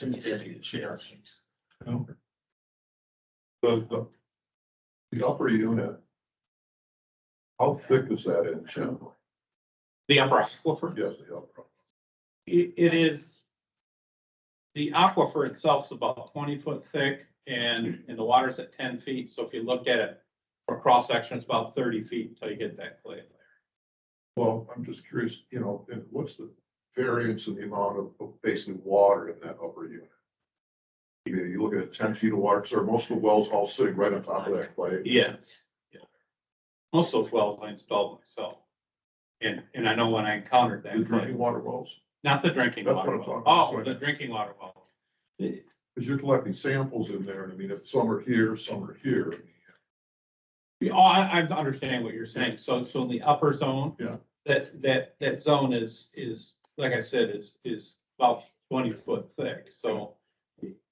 The variance in typical, as you know, when a driller goes in to save money, they're gonna.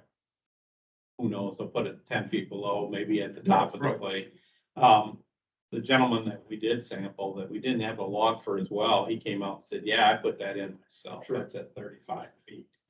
So, you know, whether there's variances in that upper aquifer as far as where the wells are installed, there's really not a lot of. There's not a lot of spatial. Yeah, right. Variance there. And the deeper aquifer, we don't have, you know, that information because we're using drilling logs. They never drill to the base, so we don't even know where the base of that is. You're able to find that one address?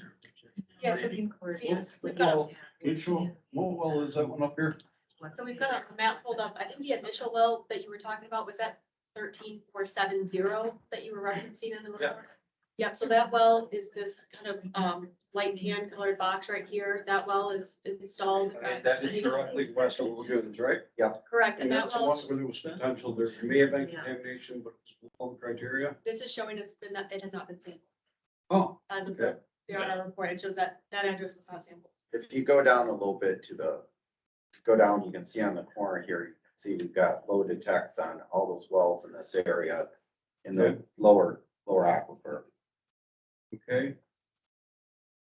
What is this address? I can't read it. 13,525.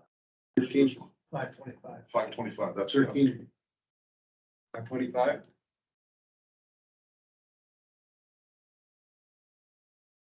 The wells at the campgrounds in sample. We contacted them. We did, yeah, we contacted them and they didn't. So I guess, yeah, I don't recall the same. Are they in an area, are they in an area up gradient, down gradient, in the shallow and the deep? We Well, don't- they're located on the other side of White Creek. They're located, in an area that's down gradient, but towards further to the north. That, you can see that lake, and yeah, there it is, that came from. You will find 13, 525. Yes, 13525 is screened from 102 to 106 feet, and total PFAS was non-detected at location. That is directly west of Lagoons, right? That's correct, but we have not defined the flow direction we have not verified the groundwater flow direction in the deep rock for the. Sure. But according to the cross section, that clay is not continuous in that area. That's where you asked that question earlier. Oh, yeah. We sampled that well. Yeah, but you're still proving, you're basically, the clay is not consistent in that area. So this is not an aquitard all the way across the entire Well, region. again, yeah, based on that log, and we included that in the cross section, there was the data gap there. There was a well installed there, and we sampled that well, so there was no indication that it's in the deep aquifer. The log itself shows sand all the way down. It's not consistent with the area. So that's, essentially, we used that data point, that well sample. No, absolutely. So the sewage flow that would go to these ponds, how many gallons a day were you putting in those ponds? Was in high school. 100,000, 500,000. What's the current flow for the Part 22 permit? If I know that, don't you, Tom? I don't. The reason I ask this is because if I'm discharging to a pond and I have 20 feet to a water table, or 10 feet, whatever it is, I have an opportunity to groundwater mounding. And they'll tend to push that, like you were saying earlier. Did you take a look at the potential impact of that flow in those soils on potential groundwater mounding? In any lagoon, I agree with everything you're saying, that you would get a mounting condition, especially with a shallow aquifer like this. So I'm not disagreeing with that point I whatsoever. mean, you're telling me that you're done. I'm asking, did you analyze for that? Did you include that in here? And basically where you're saying, you're supposed to define the nature and extent, that's the law. And so did you incorporate that into your analysis and explain to us why you've defined it, why we can rely upon your statements? Well, yeah, no, I know it's been closed for a long time, but as you're saying, back when it was operational, you could have had whatever contamination was being input into that spread out due to mounting. And in fact, I think that if you look at the westerly flow, even some of the wells to the south that have this in it, you just know that's related. It's not that it's flowing in that direction. So to answer your question, there is no shallow well to the north. You need shallow wells to the north. Is that what you're saying? We would need, yeah, I mean, basically, right now, we're relying on flow data, but that's the contention that we have with Eagle right now, is they're requesting a well to the north. And I don't, and I guess in my So you're mind, saying you don't need to do any further definition to the. not based on groundwater flow conditions now, but But you didn't incorporate that into your analysis, you came to that conclusion, is that correct? We didn't incorporate the mounding effect. You did not. And just so you know, their current permits for 4.1 million gallons a day. Yeah, So but how much of that are they use? It's nowhere near that. presumably it would, Yeah, like they're, A city well, that we size, can they're give, using half a we million get gallons. daily or, yeah, I think so, it's less. Yeah, so for sure. their, like, And- March, These lagoons were lined too, the two lagoons they discharged too, so. Well, two were lined, And two, One one was was an an infiltration. overflow and one was an infiltration. yeah, so.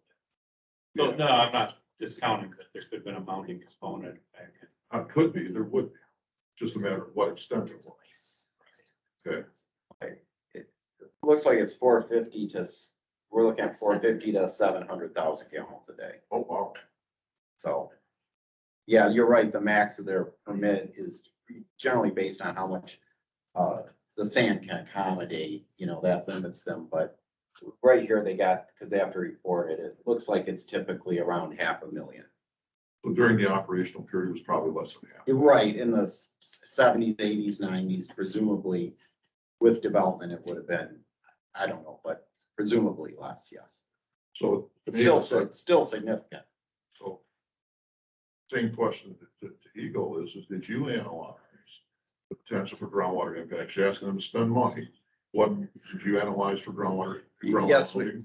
we always do, and part of a hydrogeo study that's required on Part 22 permit is you have to do mounting calculations, and we evaluate the ability to mount because it does two things. It can push the discharge out radially, and by having an elevated head, if you have a semi-confined unit, you've now got an artificially stronger downward gradient to push that into the lower unit.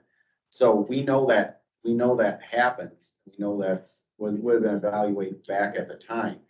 And that's what heightens our concern that we want to look down there. We just know it's a phenomenon that occurs. And that's why the deeper aquifer below this site, we want wells in. We want to know flow direction, we want to know hydraulic connectivity, we want to know geology, and we want to know is there PFAS down there. And, right now we don't. So that's part of what you require for defining nature and extent. Yeah, if there's no monitoring wells in the deeper aquifer, we don't know any hydrogeologic properties. You don't know nature and extent because, I can point to the 5 or 6 wells on the corner. They got low detects of PFAS there. But which way is that flowing? We're not 100% sure. What's hydraulic conductivity? We're not sure. Is that clay unit there or is it like the one well that shows all sand? We don't know. So that's we're looking at this as the bare minimum. And you need a minimum of 3 wells to get flow direction. You need somebody to log that hole with a continuous bore, not mud coming up on the outside of the rotary auger. So yeah, we put ourselves in a position where we are at the bare, in the effort to work with the city, are at the bare bones minimum. We can't go any less than what we're asking for. And, coincidentally, they submitted the work plan and they put the wells there, the nested wells. That wasn't us. It was, so we have an approved work plan. But we feel that the approved work plan is what is the minimum that needs to be done. That we cannot approve an RI report with no investigation. We've never done that. I've never in my 25 years of doing RI reports, for even the smallest gas station, ever seen an RI report submitted without an investigation. And why is that important? The investigation, Why is, you're asking these guys to spend hundreds of thousands of dollars for a little town just north of Rockford. if it's, How's that impact the citizens? it impacts the citizens because without actually doing an investigation and putting those wells in, we can't protect human health and the environment because someone asks us, is there PFAS in the deeper aquifer from this? If there's not an investigation, I don't know. I can't answer that. Okay. That's, that it doesn't cross the bar we need to ensure the public health is protected. Right. You indicated that the discharge point is Cedar Creek. For the shallow aquifer is the entire upper unit discharge there, so there's no. We don't have wells on the other side, but we have gradients from, there's there's well clusters right next to the creek, shows an upward gradient and staff gauges in the creek next to those well clusters. So they all have the indication that that is the hydraulic boundary, that water is rising into that creek. We don't have the monitoring well on the other side. If that's what you're asking. And something that it didn't really come into bearing with the discussion on nature and extent of the contamination at this site, but we brought up the Eagle. There are other indications that PFAS is in the area. We sampled the creek flowing on the site that had PFAS. And there's a bulk storage facility that actually Eagle worked on. And, you know, as far as I know, there's no active investigations on looking at that site. But it didn't involve this site. Okay, so just saying that other areas out there that could have PFAS. I'm doing it, all right. Feel found PFAS, so I. Start. But you've looked for it. I mean, this site, nobody's looked. E, pull up figure one. For me. One that shows the PFAS exceedances in the shallow groundwater. Groundwater contour map. Like, before you ask your question, Okay. this one's easy. Did we get the maps that you had up before? Did we get a copy of that? I Deborah, don't do you think we know? got the Eagle maps. There were some figures included in Eagle's response, I believe. There were, but I don't recall seeing that one. That was, The one that Sydney was just showing you? yes. That's concluded in the RI report. Were you guys given a copy of the RI report itself? Is that? No, I think the one that showed the detects in the deep around the corner, this one. Yeah, this is from the RI report. Oh, okay. I wasn't sure if that was one of ours, but Yeah, yeah, that's that would be in the figure RI two. report. Yeah, figure 2 in the RI report.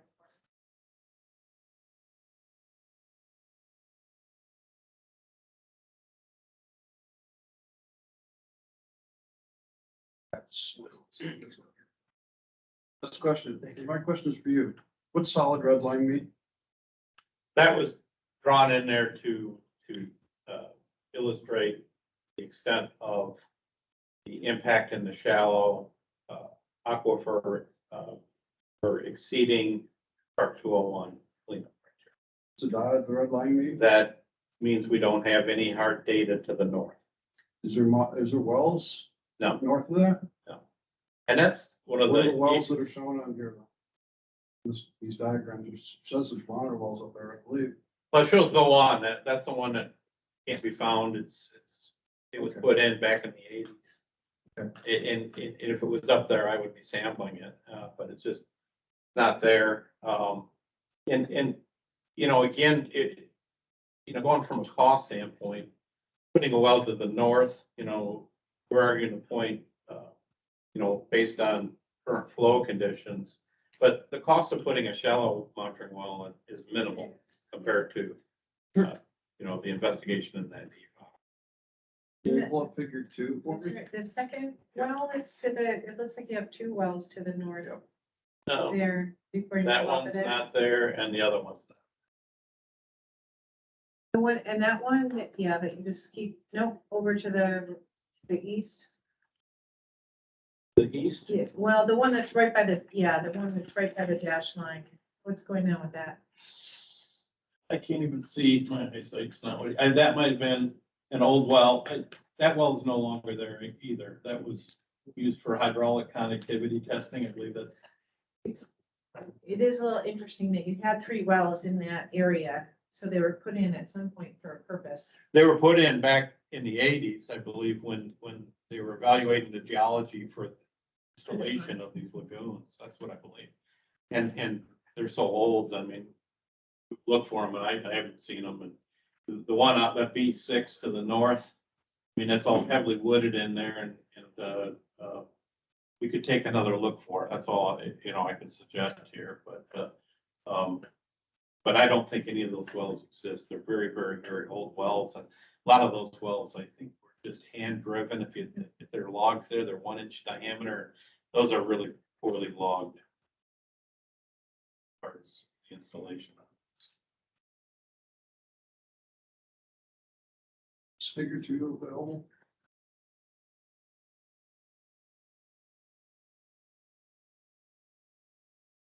Those monitor wells? Oh, that was from the, That The work from plan. the work plan, the approved work plan that was not done. I think we can get that though. yeah, those were the proposed locations.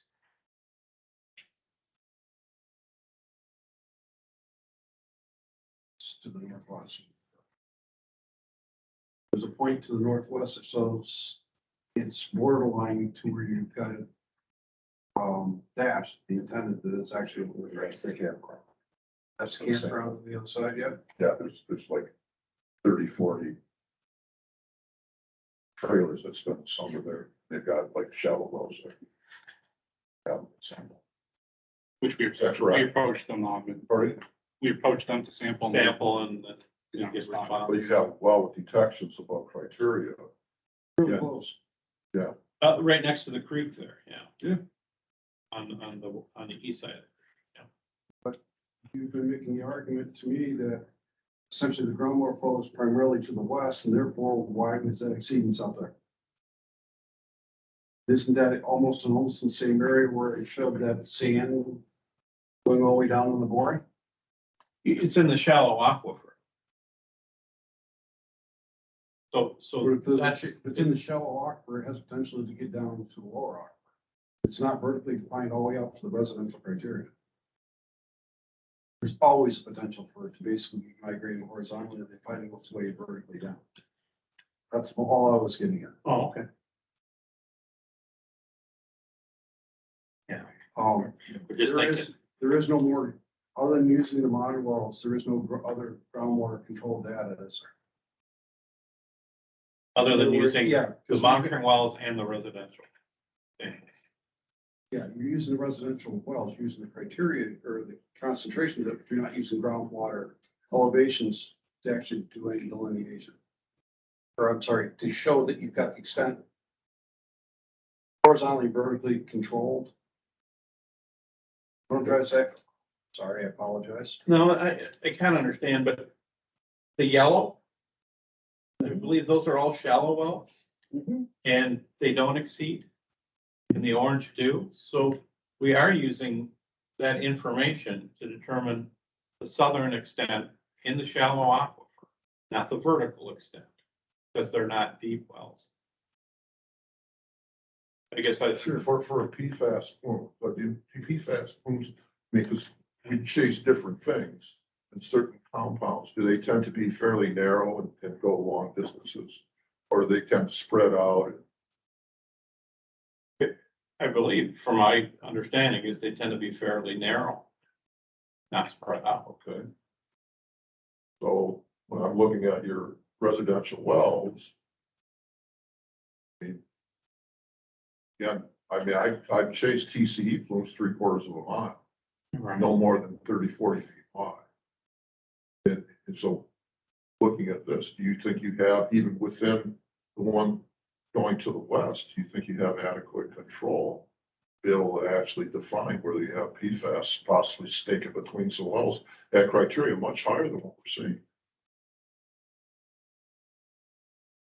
You mean as far as data gaps, so you're not seeing a yellow dot, so. You know, when You're asking us to take a tremendous departure from standard program. That's what you're asking us to do. To approve. That's your interpretation. Yeah. So you really need to convince us that you have horizontal and vertical control. So make your case. well, when you look at the proposed locations, they wouldn't add any more data in the areas you're looking at here. So, I guess, are you suggesting, that could be spreading in between these narrow areas? I mean, I understand what you're saying, but, Explain to me why that won't happen. Especially if I'm gonna tell you the scenario. I have groundwater mounding, I'm putting 400,000 gallons of water in there per day, in addition to flood events and everything else that can spread it out. And you don't have vertical, you don't have any kind of concentrations or any kind of control to the north that is, that would be up gradient from the trailer park. And you're trying to convince us that you have control using these drinking water wells, which again, you could have high concentrations in a plume 30, 40 feet wide, it appears going through there.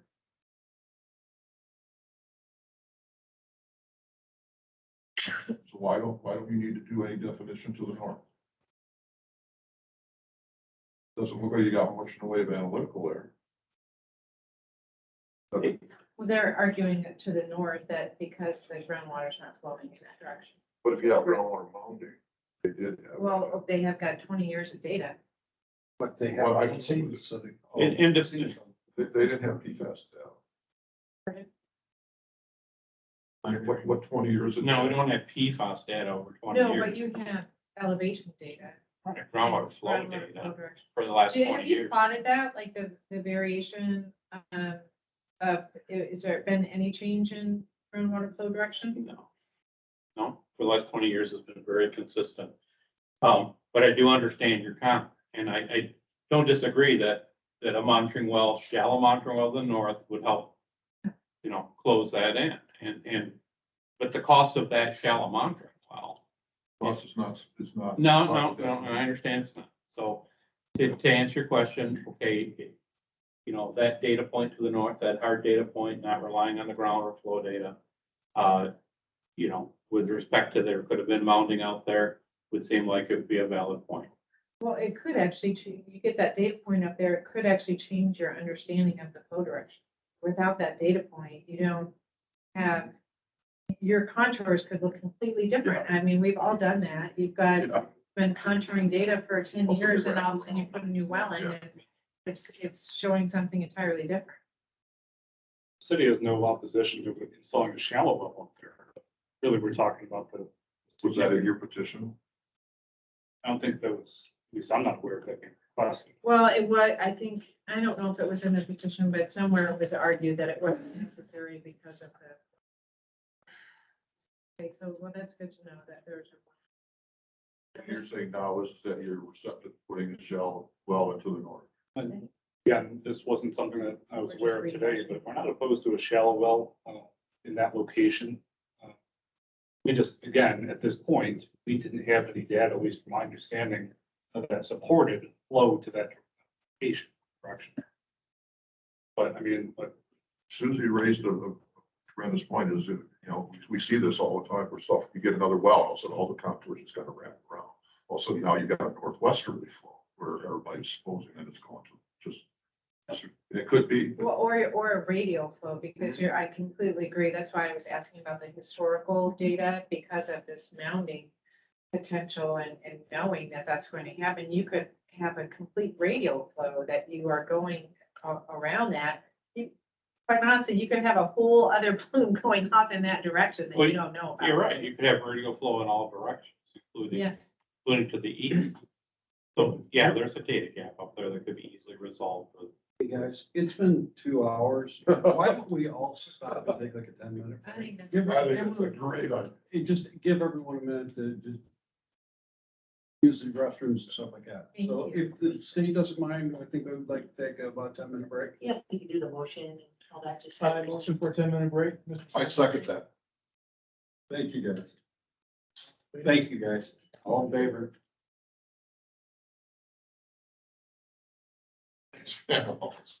No, that's why we're together here, right? Yeah, that's the whole point of this. Well, actually, I think I talked to you about this time last year. Because we had that work camp. We had the home repair work camp. I was the organizer. It's most of the stuff.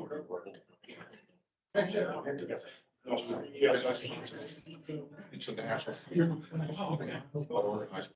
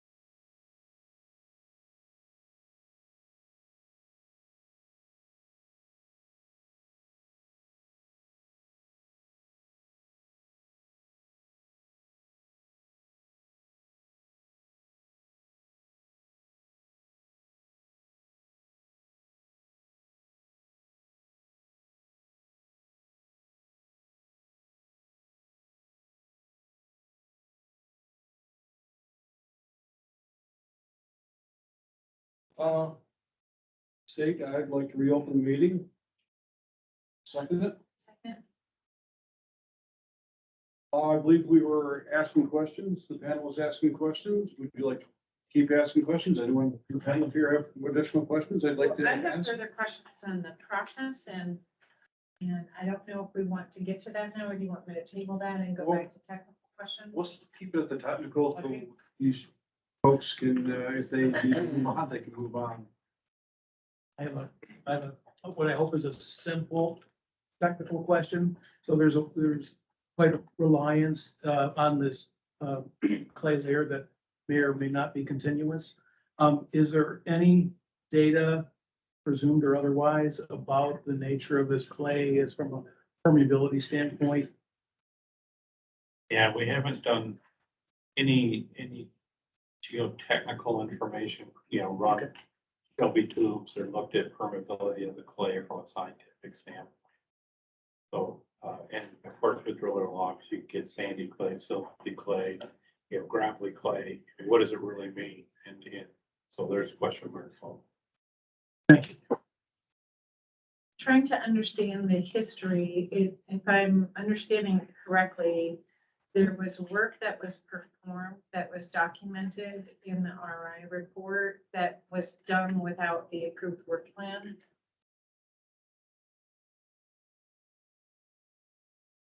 There was work that was approved.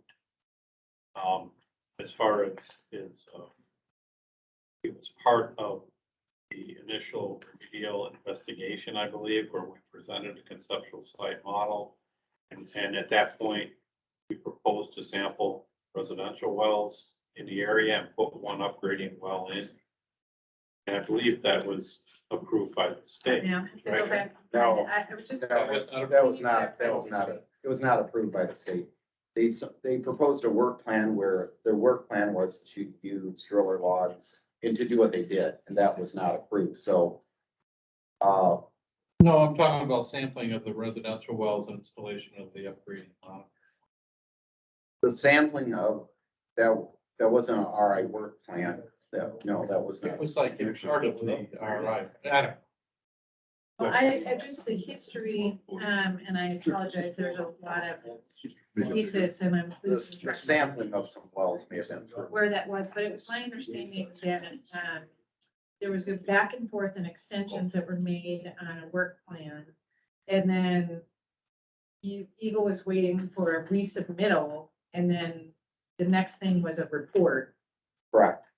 We So- were expecting, we gave them the extensions for a work plan for a physical, actual investigation. 2 extensions.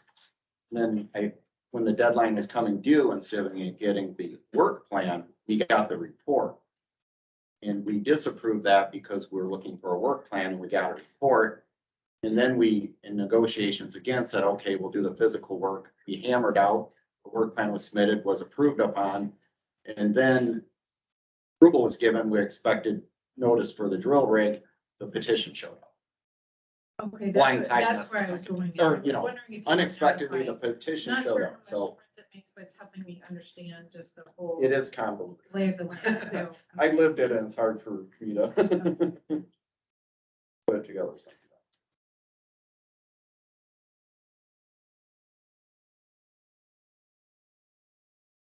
I don't have any more questions. I have a basic question. Where in relationship, and it's, so the lagoons were permitted under Part 22, they were closed and were closed and capped. But you still have a groundwater discharge permit for treated wastewater. To Where the is south. that? To the south. Yeah. We went from a lagoon system to like a drain field system, and the map, when Sydney gave a presentation, it's down just north of the Russell Ridge where all the impacted wells are, is the new discharge. So that's a possible source as well as the historic lagoons. Yes, we've actually got, I think it's not heavy, but we got a detect that exceeds criteria in the well from the new area.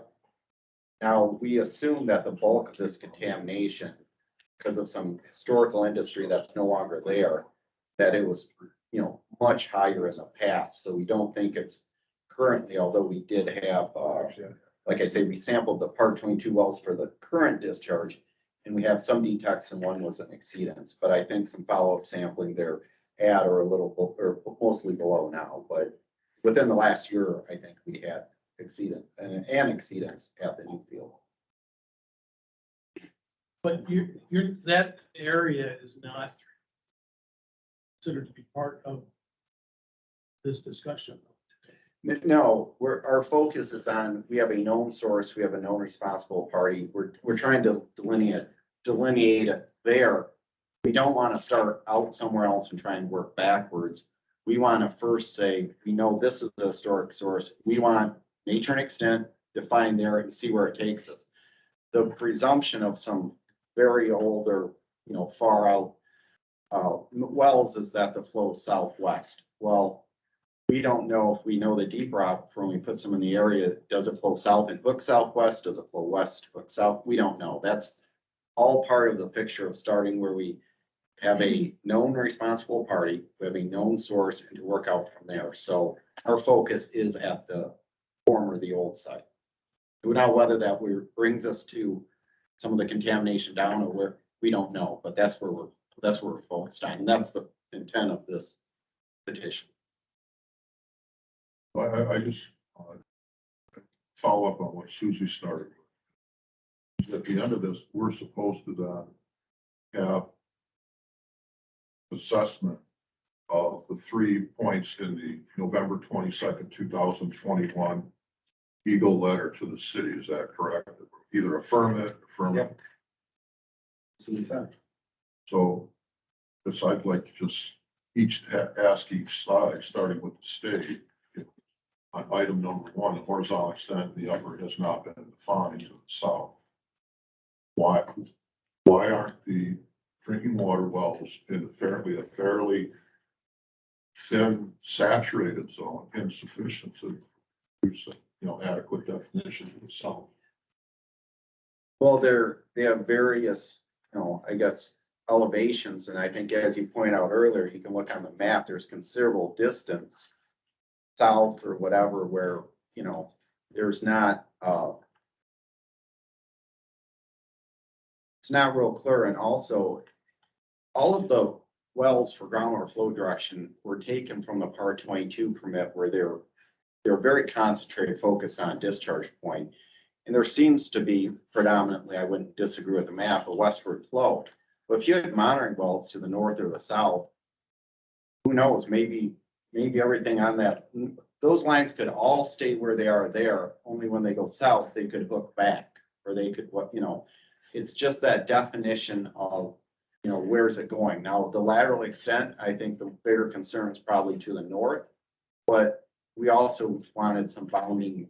We wanted to bound the problem, not just have this sort of snapshot of what was left over from the part 22 permit.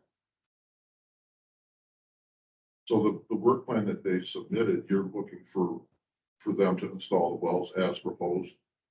Yeah, I mean, yeah, isn't our work plan, it's theirs, and it's what that does is it does the north and the 2 on the south, they're well next. So not only do we have the shallow definition, the shallow water table, but we also have a vertical gradient, and we have the geology going from the shallow to the deep. Is the clay, is there a clay there or isn't there, you know, what's going on? So part of that whole thing is there's shallow, they're nested, there's shallow, there's deep, and there's continuous boring, and that would really, it does 2 things. It tidies up and, you know, defines nature and extent in the shallow and in the deep.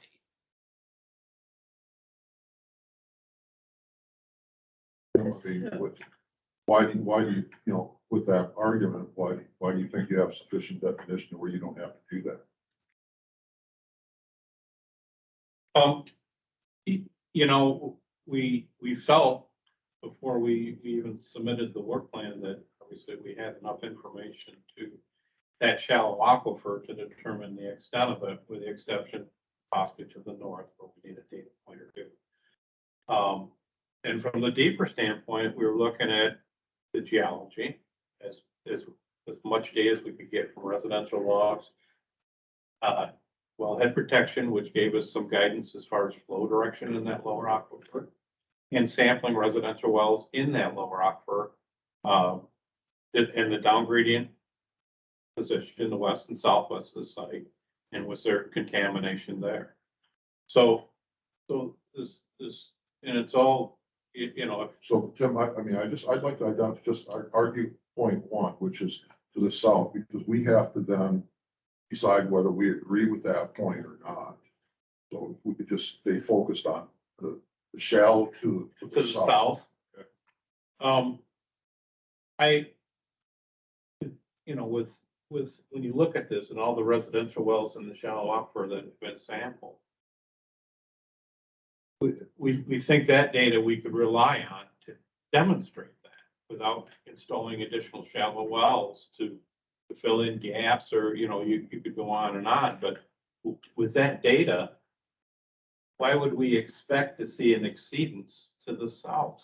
And, yeah, I mean, you could always theoretically say that, you know, but even with those 2 points we put in, you could say that. So I'd like to look at that from just the color coding on there. You could see the number of shallow wells in the area that they were impacted, but it was less than the cleanup. Do you think that you have enough data to find the extent on that facility, groundwater flow? You think you have enough Based on monitoring flow, wells to accurately define groundwater flow direction? based on monitoring wells to define groundwater flow direction over the last 20 years, and then in combining the monitoring well sampling with the residential well sampling to the south along 16-mile road, you know, taking into account the mounding, so we, you know, if it were to mound and push PFAS in that direction, that data is reliable in those residential wells to demonstrate that it hasn't gone to the south. So is 2 more data points, shale wells gonna fill in that information? So we just feel that, you know, that just looking at that, you could see that that if you use that residential well data from wells set in that shallow aquifer, that it has been defined to the south, and the flow direction that's westerly. Joey, and I'm not sure who this is for, but this is some of the process questions that I was asking before. So when we read the actual petition, it's a little bit more big picture than that the dispute is over whether or not the nature and extent have been defined. So I'm not sure if our role is to be getting into the specifics of like where we would place wells or anything like that, or if we are to be responding So responding to the letter or to the to the petition? specific points of dispute that are listed in the petition. We, unless somebody else on the panel understands that clearly, I think that we need a little bit of direction there. And I'm not sure who, is that you, Kevin? Sure. So the panel's recommendation regarding the petition may be to adopt, modify, or reverse in whole or in part the department's decision that is subject of the petition. And whenever it gets to the point, the written recommendation must include the specific scientific or technical rationale for that recommendation. When it gets to that. Mr. Schrems, you're reading straight from statute? Yes, I am. I'm sorry, where are you reading from? It's section 201-14 sub 9. In essence, we need to go through the agency's letter. That's what we'll be commenting on and writing off. Right. Understanding that, right? I think so, but I think what they're looking for us today for is some opinion as to our opinion on the petition. That is the outcome that we're seeking today, correct? Unless So you can't get to a resolution. we can't get to a resolution. So I'm wondering if it is now, is it appropriate for us to just do a roundtable and talk about what we're, If you want to read off what's the version issue, what's. okay, so in the, let's see, if we're going by the petition. Oh, you're right. This is the. They have identified the disputes. They have identified the disputes. So starting on page 4.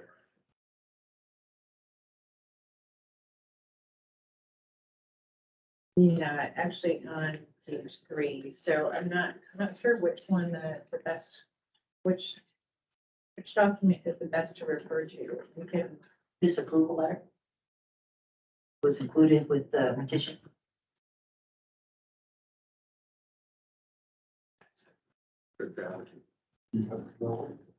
Duncan, do you have that handy? that you were reading? Section letters, definitely for referencing. That's the November 22nd letter. It is. All right, so the first one is horizontal extent of contamination in the upper unconfined aquifer has not been properly delineated to the south, so this is what Joe is talking about. As described in the RI report, shallow residential wells were sampled for PFAS, I'll just say, and used to delineate the extent of contamination south of the facility. The use of residential wells and delineation of contamination in groundwater is not acceptable. The installation of groundwater monitoring wells designed and screening for the purpose of investigation is required. So that's the first. So we just went through, and this is what you were asking about doing to the south, that there are no monitoring wells that are supporting this data set. It's all based on the residential wells. Did I understand that correctly? So It appears to be a fairly thin saturated zone in that. It's not like it's 50 feet thick. I would agree with the requirement that Eagle is making there, is what my opinion would be. Other panel members? Are you in agreement with the state of Michigan? I'm in agreement. I mean, well, you know, residential wells, the information from the logs as well as sampling provides data point. And can be useful information. I think it is inadequate for, defining extent. It's unfortunate from that the drillers, well records and all of that cannot be relied upon for that. Okay, then, does anybody else want to? Well, actually, no, sure. I agree. It's- that's something. Did you agree? That is, I believe, a majority party on that one that agrees with the state of Michigan on the first comment. Number 2, the horizontal extent of contamination in the upper unconfined aquifer has not been properly delineated to the north. The RI report states that, quote, based on the groundwater flow direction in the shallow aquifer, there does not appear to be a northern flow component at the site, and groundwater impacted with PFAS exceeding Part 201 cleanup criteria would not be expected to migrate in a northerly direction. However, groundwater to the north has not been actively investigated for PFAS, and therefore the city cannot state with certainty that contamination is not present in the groundwater to the north. The city acknowledges this point in Figure 1 as an inferred exceedance contour is used on the north side of the plume. I think I've made my opinion on that point clear, that I do think from potential historical mounding and all of that, that putting in a shallow well, at least one to the north, is very pertinent in understanding what's happening here. Bradley? I agree with that. David? I agree as well. Yes. Majority has that. Also is in agreement with the state of Michigan. Number 3, the RI report states that, quote, 3 hydrostratigraphic units have been identified beneath the site, which includes an upper and lower aquifer. The vertical and horizontal extent of PFAS contamination in the lower aquifer has not been properly delineated. The RI report uses multiple lines of reasoning to infer that the lower aquifer has not been contaminated with PFAS, including residential well boring logs that show a 40 to 70 foot thick clay unit. Residential well sampling results from a limited number of wells installed in the lower aquifer and estimated groundwater flow direction in the lower aquifer from wellhead protection area information. While these lines of reasoning support the city's position that the lower aquifer has not been impacted, the city cannot state with certainty that PFAS contamination is not present in the lower aquifer. To do so, an active investigation that includes the installation of groundwater monitoring wells designed and screened for the purpose of the investigation is required to verify the groundwater flow direction and presence or absence of contaminants. That's a long one. I'll just say that I appreciate the city's concerns about the amount of money that is required for this investigation. That being said, it comes back to the reliance on the well records that are done by drillers that we all know are very suspect, and half the time they practically just make them up. It cannot be relied upon for a vertical delineation, and it's my opinion that proper investigation wells need to be installed in the deeper groundwater. I would agree with that.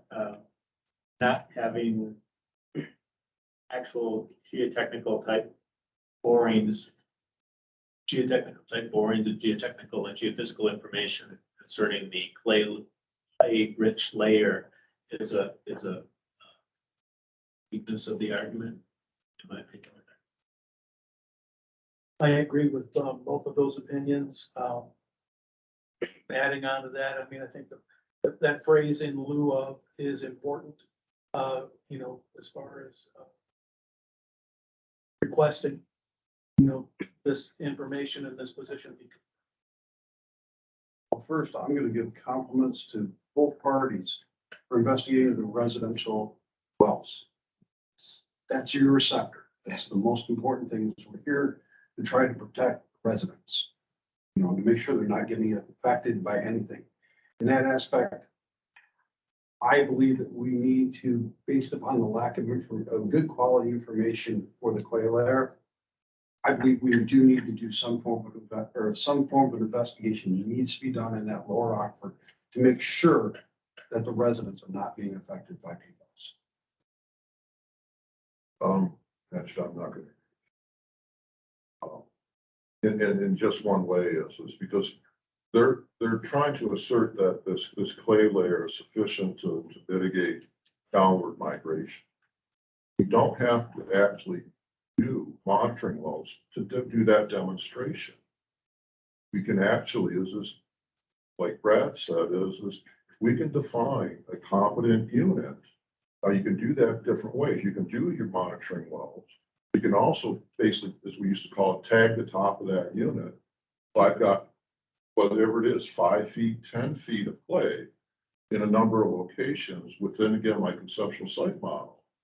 Now I've got geotechnical data to support the position they already have.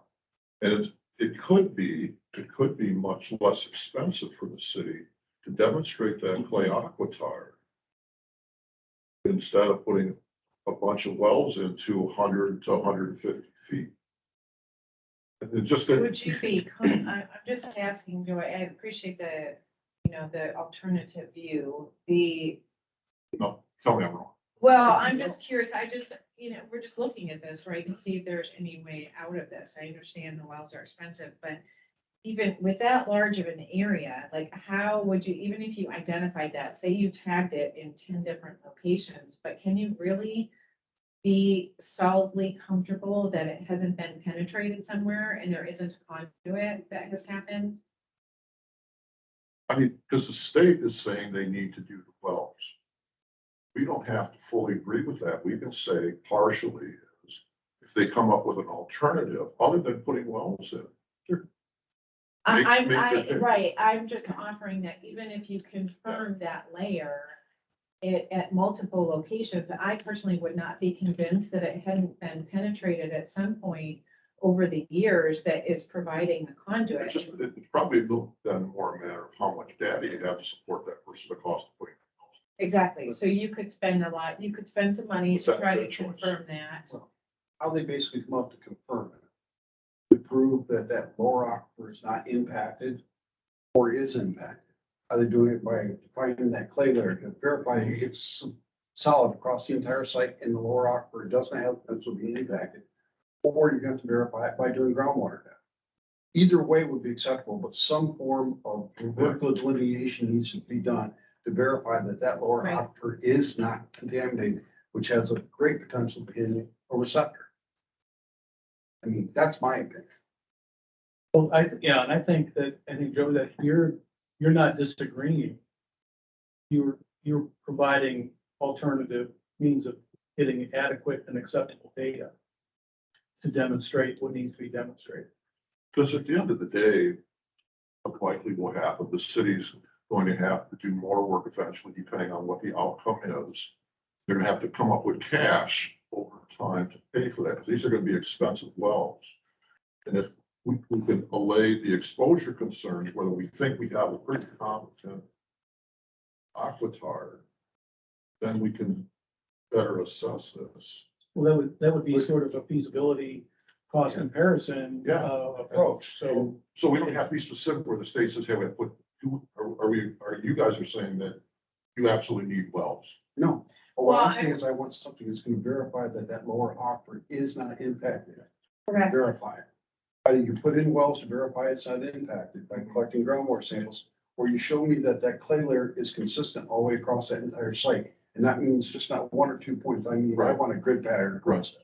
I personally wouldn't necessarily accept the second scenario. I would accept doing like some CPT and hydrocrunch type samples and not putting wells in so that they don't have permanent points that they're obligated to monitor for the next 10 years. If they can get hydrostatic data that way, that would be an option. I would not be comfortable with just confirming this stratigraphy.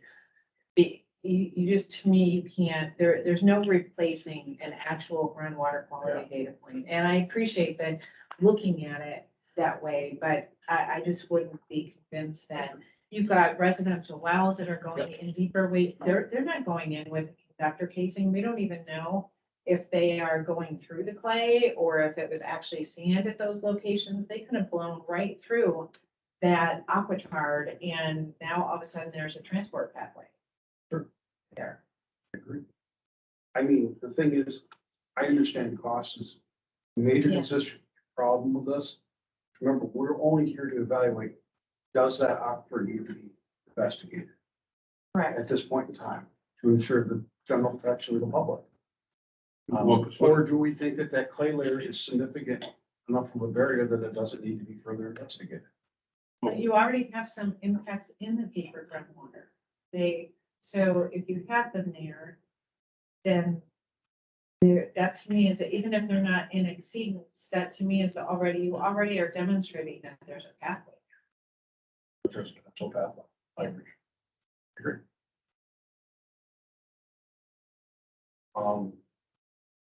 Folks, do you believe, I guess, well, we can reread the whole thing, the section again. Would you believe that the state of Michigan is correct with that the vertical pathway needs to be further defined in that aquifer? This would be And the doesn't second. require, so it's including installation of groundwater monitoring. I would modify that to that there's some flexibility in how that is demonstrated. That there needs to be groundwater data obtained, whether or not permanent monitoring wells. Now, if they're going to want to track something over time, right, that makes sense. It's not there today, doesn't mean it's not going to be there in 5 years. So it probably makes more sense to put wells in, but I think there's some flexibility there to use a more temporary sampling type of approach. You see on the opposite, I would like to see more permanent. Because that way I have an interceptor in between, so I can tell if groundwater, if the contamination has made it to that point, that has Yeah. potential to make it to those residentials. Or it ever hits those residential properties. Determine groundwater flow. Then you can use groundwater flow at that point. Can I ask a question? Sure. Sure. So in the wellhead protection, if you show the groundwater flow direction, how did they determine the groundwater flow in that deeper unit as part of the wellhead protection? Well, I know one of the studies for the city, they went out measured water levels from various residential levels in the area. Okay, so that's kind of, Yeah, and then there was about half a dozen other wellhead protection areas that were completed right in the vicinity of and they all showed a southwestern flow. but they were all using residential drinking water well elevations. And my guess is they wouldn't go out for monitoring wells. I just don't. So that's all inferred. It absolutely is inferred, and then you plug that into your model, groundwater flow data, give it a K value, and then you develop that, Okay, that wellhead protection area. that's what I thought. I just wanted to verify that. So we don't know, really, we don't know groundwater flow direction in that total unit. We don't. And, Then- and so the agents, so the agency's statement about groundwater monitoring, we really do need to know groundwater flow direction. We should be appropriate. So they And do you need the gotta ground, go they do need the wells, at least to initially define our flow direction and all the other. Yeah. But I'm gonna change my, I'm gonna agree with the rest of it. So I think it was a good discussion to Very much. have. Because actually the city manager's gonna have to go back and explain why they're gonna have to spend all this money. And questions about that, and we looked at other alternatives to try and address this, and with, I don't know, a couple hundred years of experience. Well, and it's not taken lightly by any means. We understand the community and the impact that this has on. And so trust me, I think I could speak for all, that if there was a way out of this, of having to spend that type of money, and I've dealt with agencies all over the country, and there's plenty of times that they're asking for you to do a research project.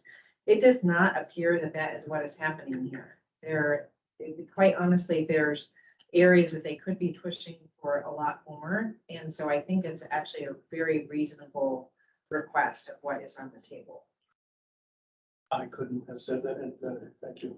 I think you did a nice job saying it. So I'd like to make a suggestion to our panel, is because one of the arguments of the city is that there's these nebulous requirements, these universal requirements for this and that. And what I would like to propose is, at least specifically for the conceptual site model, is that they utilize the ASTM standards, so that both are on the same place. Because if you address all those things that are required in there, I mean, they're general in nature, but when you start drilling down, it does drive the process. So that then the city knows where they're supposed to go. The agency can't come back and ask them for more. So I'm going to propose to the board that they use the ASTM standard for developing the conceptual site model, so that both parties know what the rules are. I don't know if we can make that. Yeah. I think we This can is definitely where say We're supposed to into a little bit, scope three. technical guide. No, I think, no, that will Oh, fall that's under true, it is on there. modified. But actually, one of the things that we're supposed to do when we write this up is It's actually the provide the guidance and what we're relying upon, which is where I was going earlier. Yeah, no, that's good, because I keep forgetting that we have some areas that we can suggest. Is it worded as modifications? Yes. So actually, I'll volunteer to write that part. You could volunteer to write the whole thing, Joey. We'll have that discussion. We volunteer for a lot of stuff. Are there any other areas of modification that we should be considering discussing at this time?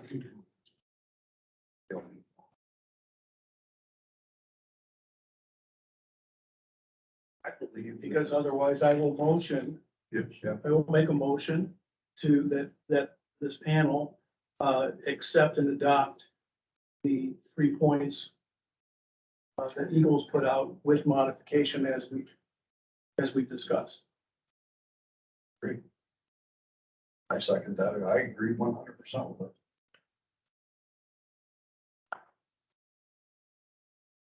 I'm hesitating because I'm not sure if this is, again, I understand the modifications, but I don't know how big of a view we're supposed to be taking on this. So I had a question about the creek that the groundwater is discharging into. And again, if this is a stretch, then I just will knock it off the table. But when I heard that this groundwater is discharging into the creek and the shallow groundwater is contaminated, so do we have an issue that PFAS groundwater is going into this creek, and is that being looked at? So that's the question that's running in my mind. But again, if it's just to I think that's horizontal. This is too, but I guess for the panel, for Kevin, this is too broad of a question.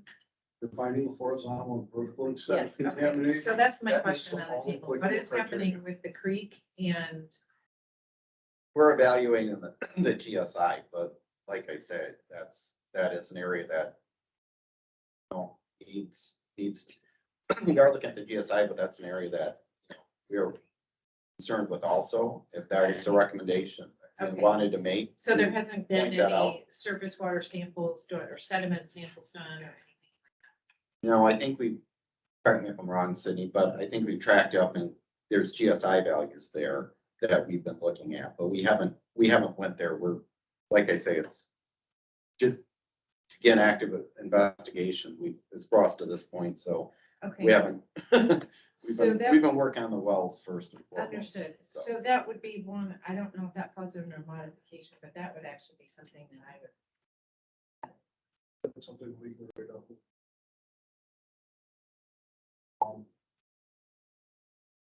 I don't have any further questions, do you, guys? Mr. Chair, if I may. Sure, absolutely. Could I propose that we, as part of this, again, as the support for this, is that we adopt, make as their guidance, ASTM E1689-20, which is development of conceptual site model. Mr. Chair, if I may. Yes, So absolutely. I'm not a parliamentarian. Mr. Shrem, are you a parliamentarian? No. We do have a motion and a second on the floor. While I appreciate Ms. Rosen's point, to move the motion forward, the two moving parties would have to adopt that recommendation to keep things legal. I didn't quite hear. I didn't hear you. So Ms. Rosen is proposing that there be some kind of additional monitoring of the creek. If that's to be part of what your motion and second is, both the motion and the second have to adopt that. So that would be Mr. Mean and Mr. Hebert. You guys had a motion and a second, and then there was an additional comment. You'd have to include that in your motion and your second. I think, Thank you. Susie, if I understood it correctly, she was raising a question about is that part of our position that right now we're opining on whether or not the extent of the plume has been defined. As far as treatment and remediation and response of what happens after it's been defined is not, to my understanding, part of what we're trying to render an opinion on. That goes well beyond the petition, is my understanding. I agree with that, and I do not want, I think that we need to basically answer the questions that are brought up, and that's it. At this point in time, it is up to the regulatory agency and the client to further evaluate which they feel is basically a work plan, which is acceptable, basically delineating the horizontal vertical extent of contamination.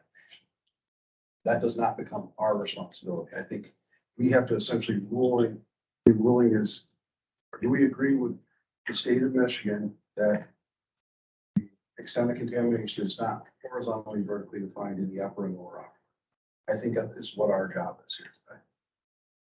So getting into the different parts of it, like the GSI criteria, direct contact, things like that, I don't believe that is basically our decision there at this point in time. But it would be part of the horizontal and vertical extent of delineation. And I think his point was about the process that we were taking. So there was a motion and a second, and then we had an add-on. And that was not moved on. So, that needs to be- so before we vote on, or not vote on the first motion that was then second, we need to decide are we going to revise that motion and add. No, I don't believe we should.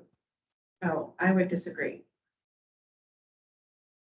So you talking about the creek Yes, suggestion? To me, that falls under extent. that's true. It does. It falls underneath the state's regulatory agency and the client's work plan to decide. All we're doing is essentially is making a determination, is the horizontal and vertical extent defined at this time? Well, but we have the authority to make modifications. True. So they have addressed contamination to the south, to the north, and vertically. So I make a motion to include the lateral extent into the creek as part of the delineation efforts. Mr. We Chair, have that ability as part of the report form that will be, we have a summary of discussion, panel recommendations to resolve the petition, and then there is a section on additional panel recommendations. So that could theoretically be part of the additional panel recommendations. Yes. Right. I thought that we were supposed to bring those forward here and agree on Yes. them in the open forum, is my understanding. Kevin, are you taking notes or something? Thank you. Thank you. We'll have meeting minutes too, that'll be publicly available. I'm just trying to keep things on the up and level and all that, but Ms. Rosen, while I appreciate your motion, there's currently a motion on the floor. It has to be decided either by withdrawal or vote. And then you could modify it by a second motion and a second and a vote if you want. So let me withdraw my motion. Yeah. So at this point in time, I make a motion that we vote on. So I'm sorry, but I thought that I still had a motion on the floor to make the modification or whatever it's called, Right, so what we're going to do is package that all together. okay, so you want me to withdraw my motion as well? I don't think we got to that. Technically, Ms. Rosen, you didn't have a motion, but you could make a motion now. So Okay. we're, If I didn't we're have in a a, we're in motion, a clean then I'll flow just right now. Yeah. leave it there, okay. Thank you for helping. I make, So are we going, so we have already adopted, addressed items 1 and 2. Now we're on to item 3, correct? And the Eagle letter, that where we're at. I believe so. Or we can make a, Well, that's why I asked if there were any other items to discuss. or any other items like To discuss. I don't have. Well, did we, because the other ones we actually voted on, is that correct? But Can you, in the regard to notes, south, I don't There is agree. no vote. there is no vote. yet. there is no vote. There hasn't been. There's been consensus discussion. Yeah. There's been consensus as we're going through these. Gotcha. So then there's consensus on all 3 items With modification. so we're now talking about modifications. Right, and we're gonna write the modifications up in our recommendations. But we need to identify them here. Yes, Yes. and agree So upon one them. modification that we've identified is to incorporate the ASTM conceptual site model process. The other modification that we're talking about is incorporating with the unconfined shallow aquifer definition concern about GSI to the creek. Correct. Do you have any other modifications? Well, and I'm not sure if that second one has been agreed on or not. Informally.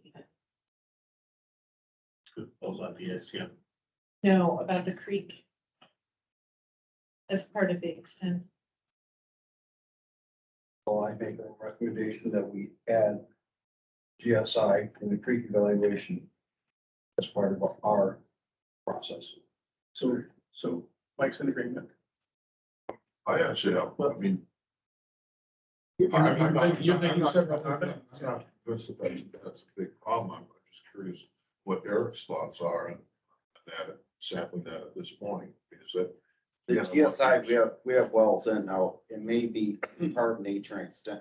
Actually, nature and extent, if we track it, the contamination to the creek and the GSI exceeds, we would be more into a fade and a transport in a receptor evaluation as opposed to a nature and extent, because once it's into that creek, you may do a surface water sample or something like that. But that is not, would not be considered part of a typical nature and extent of a groundwater plume.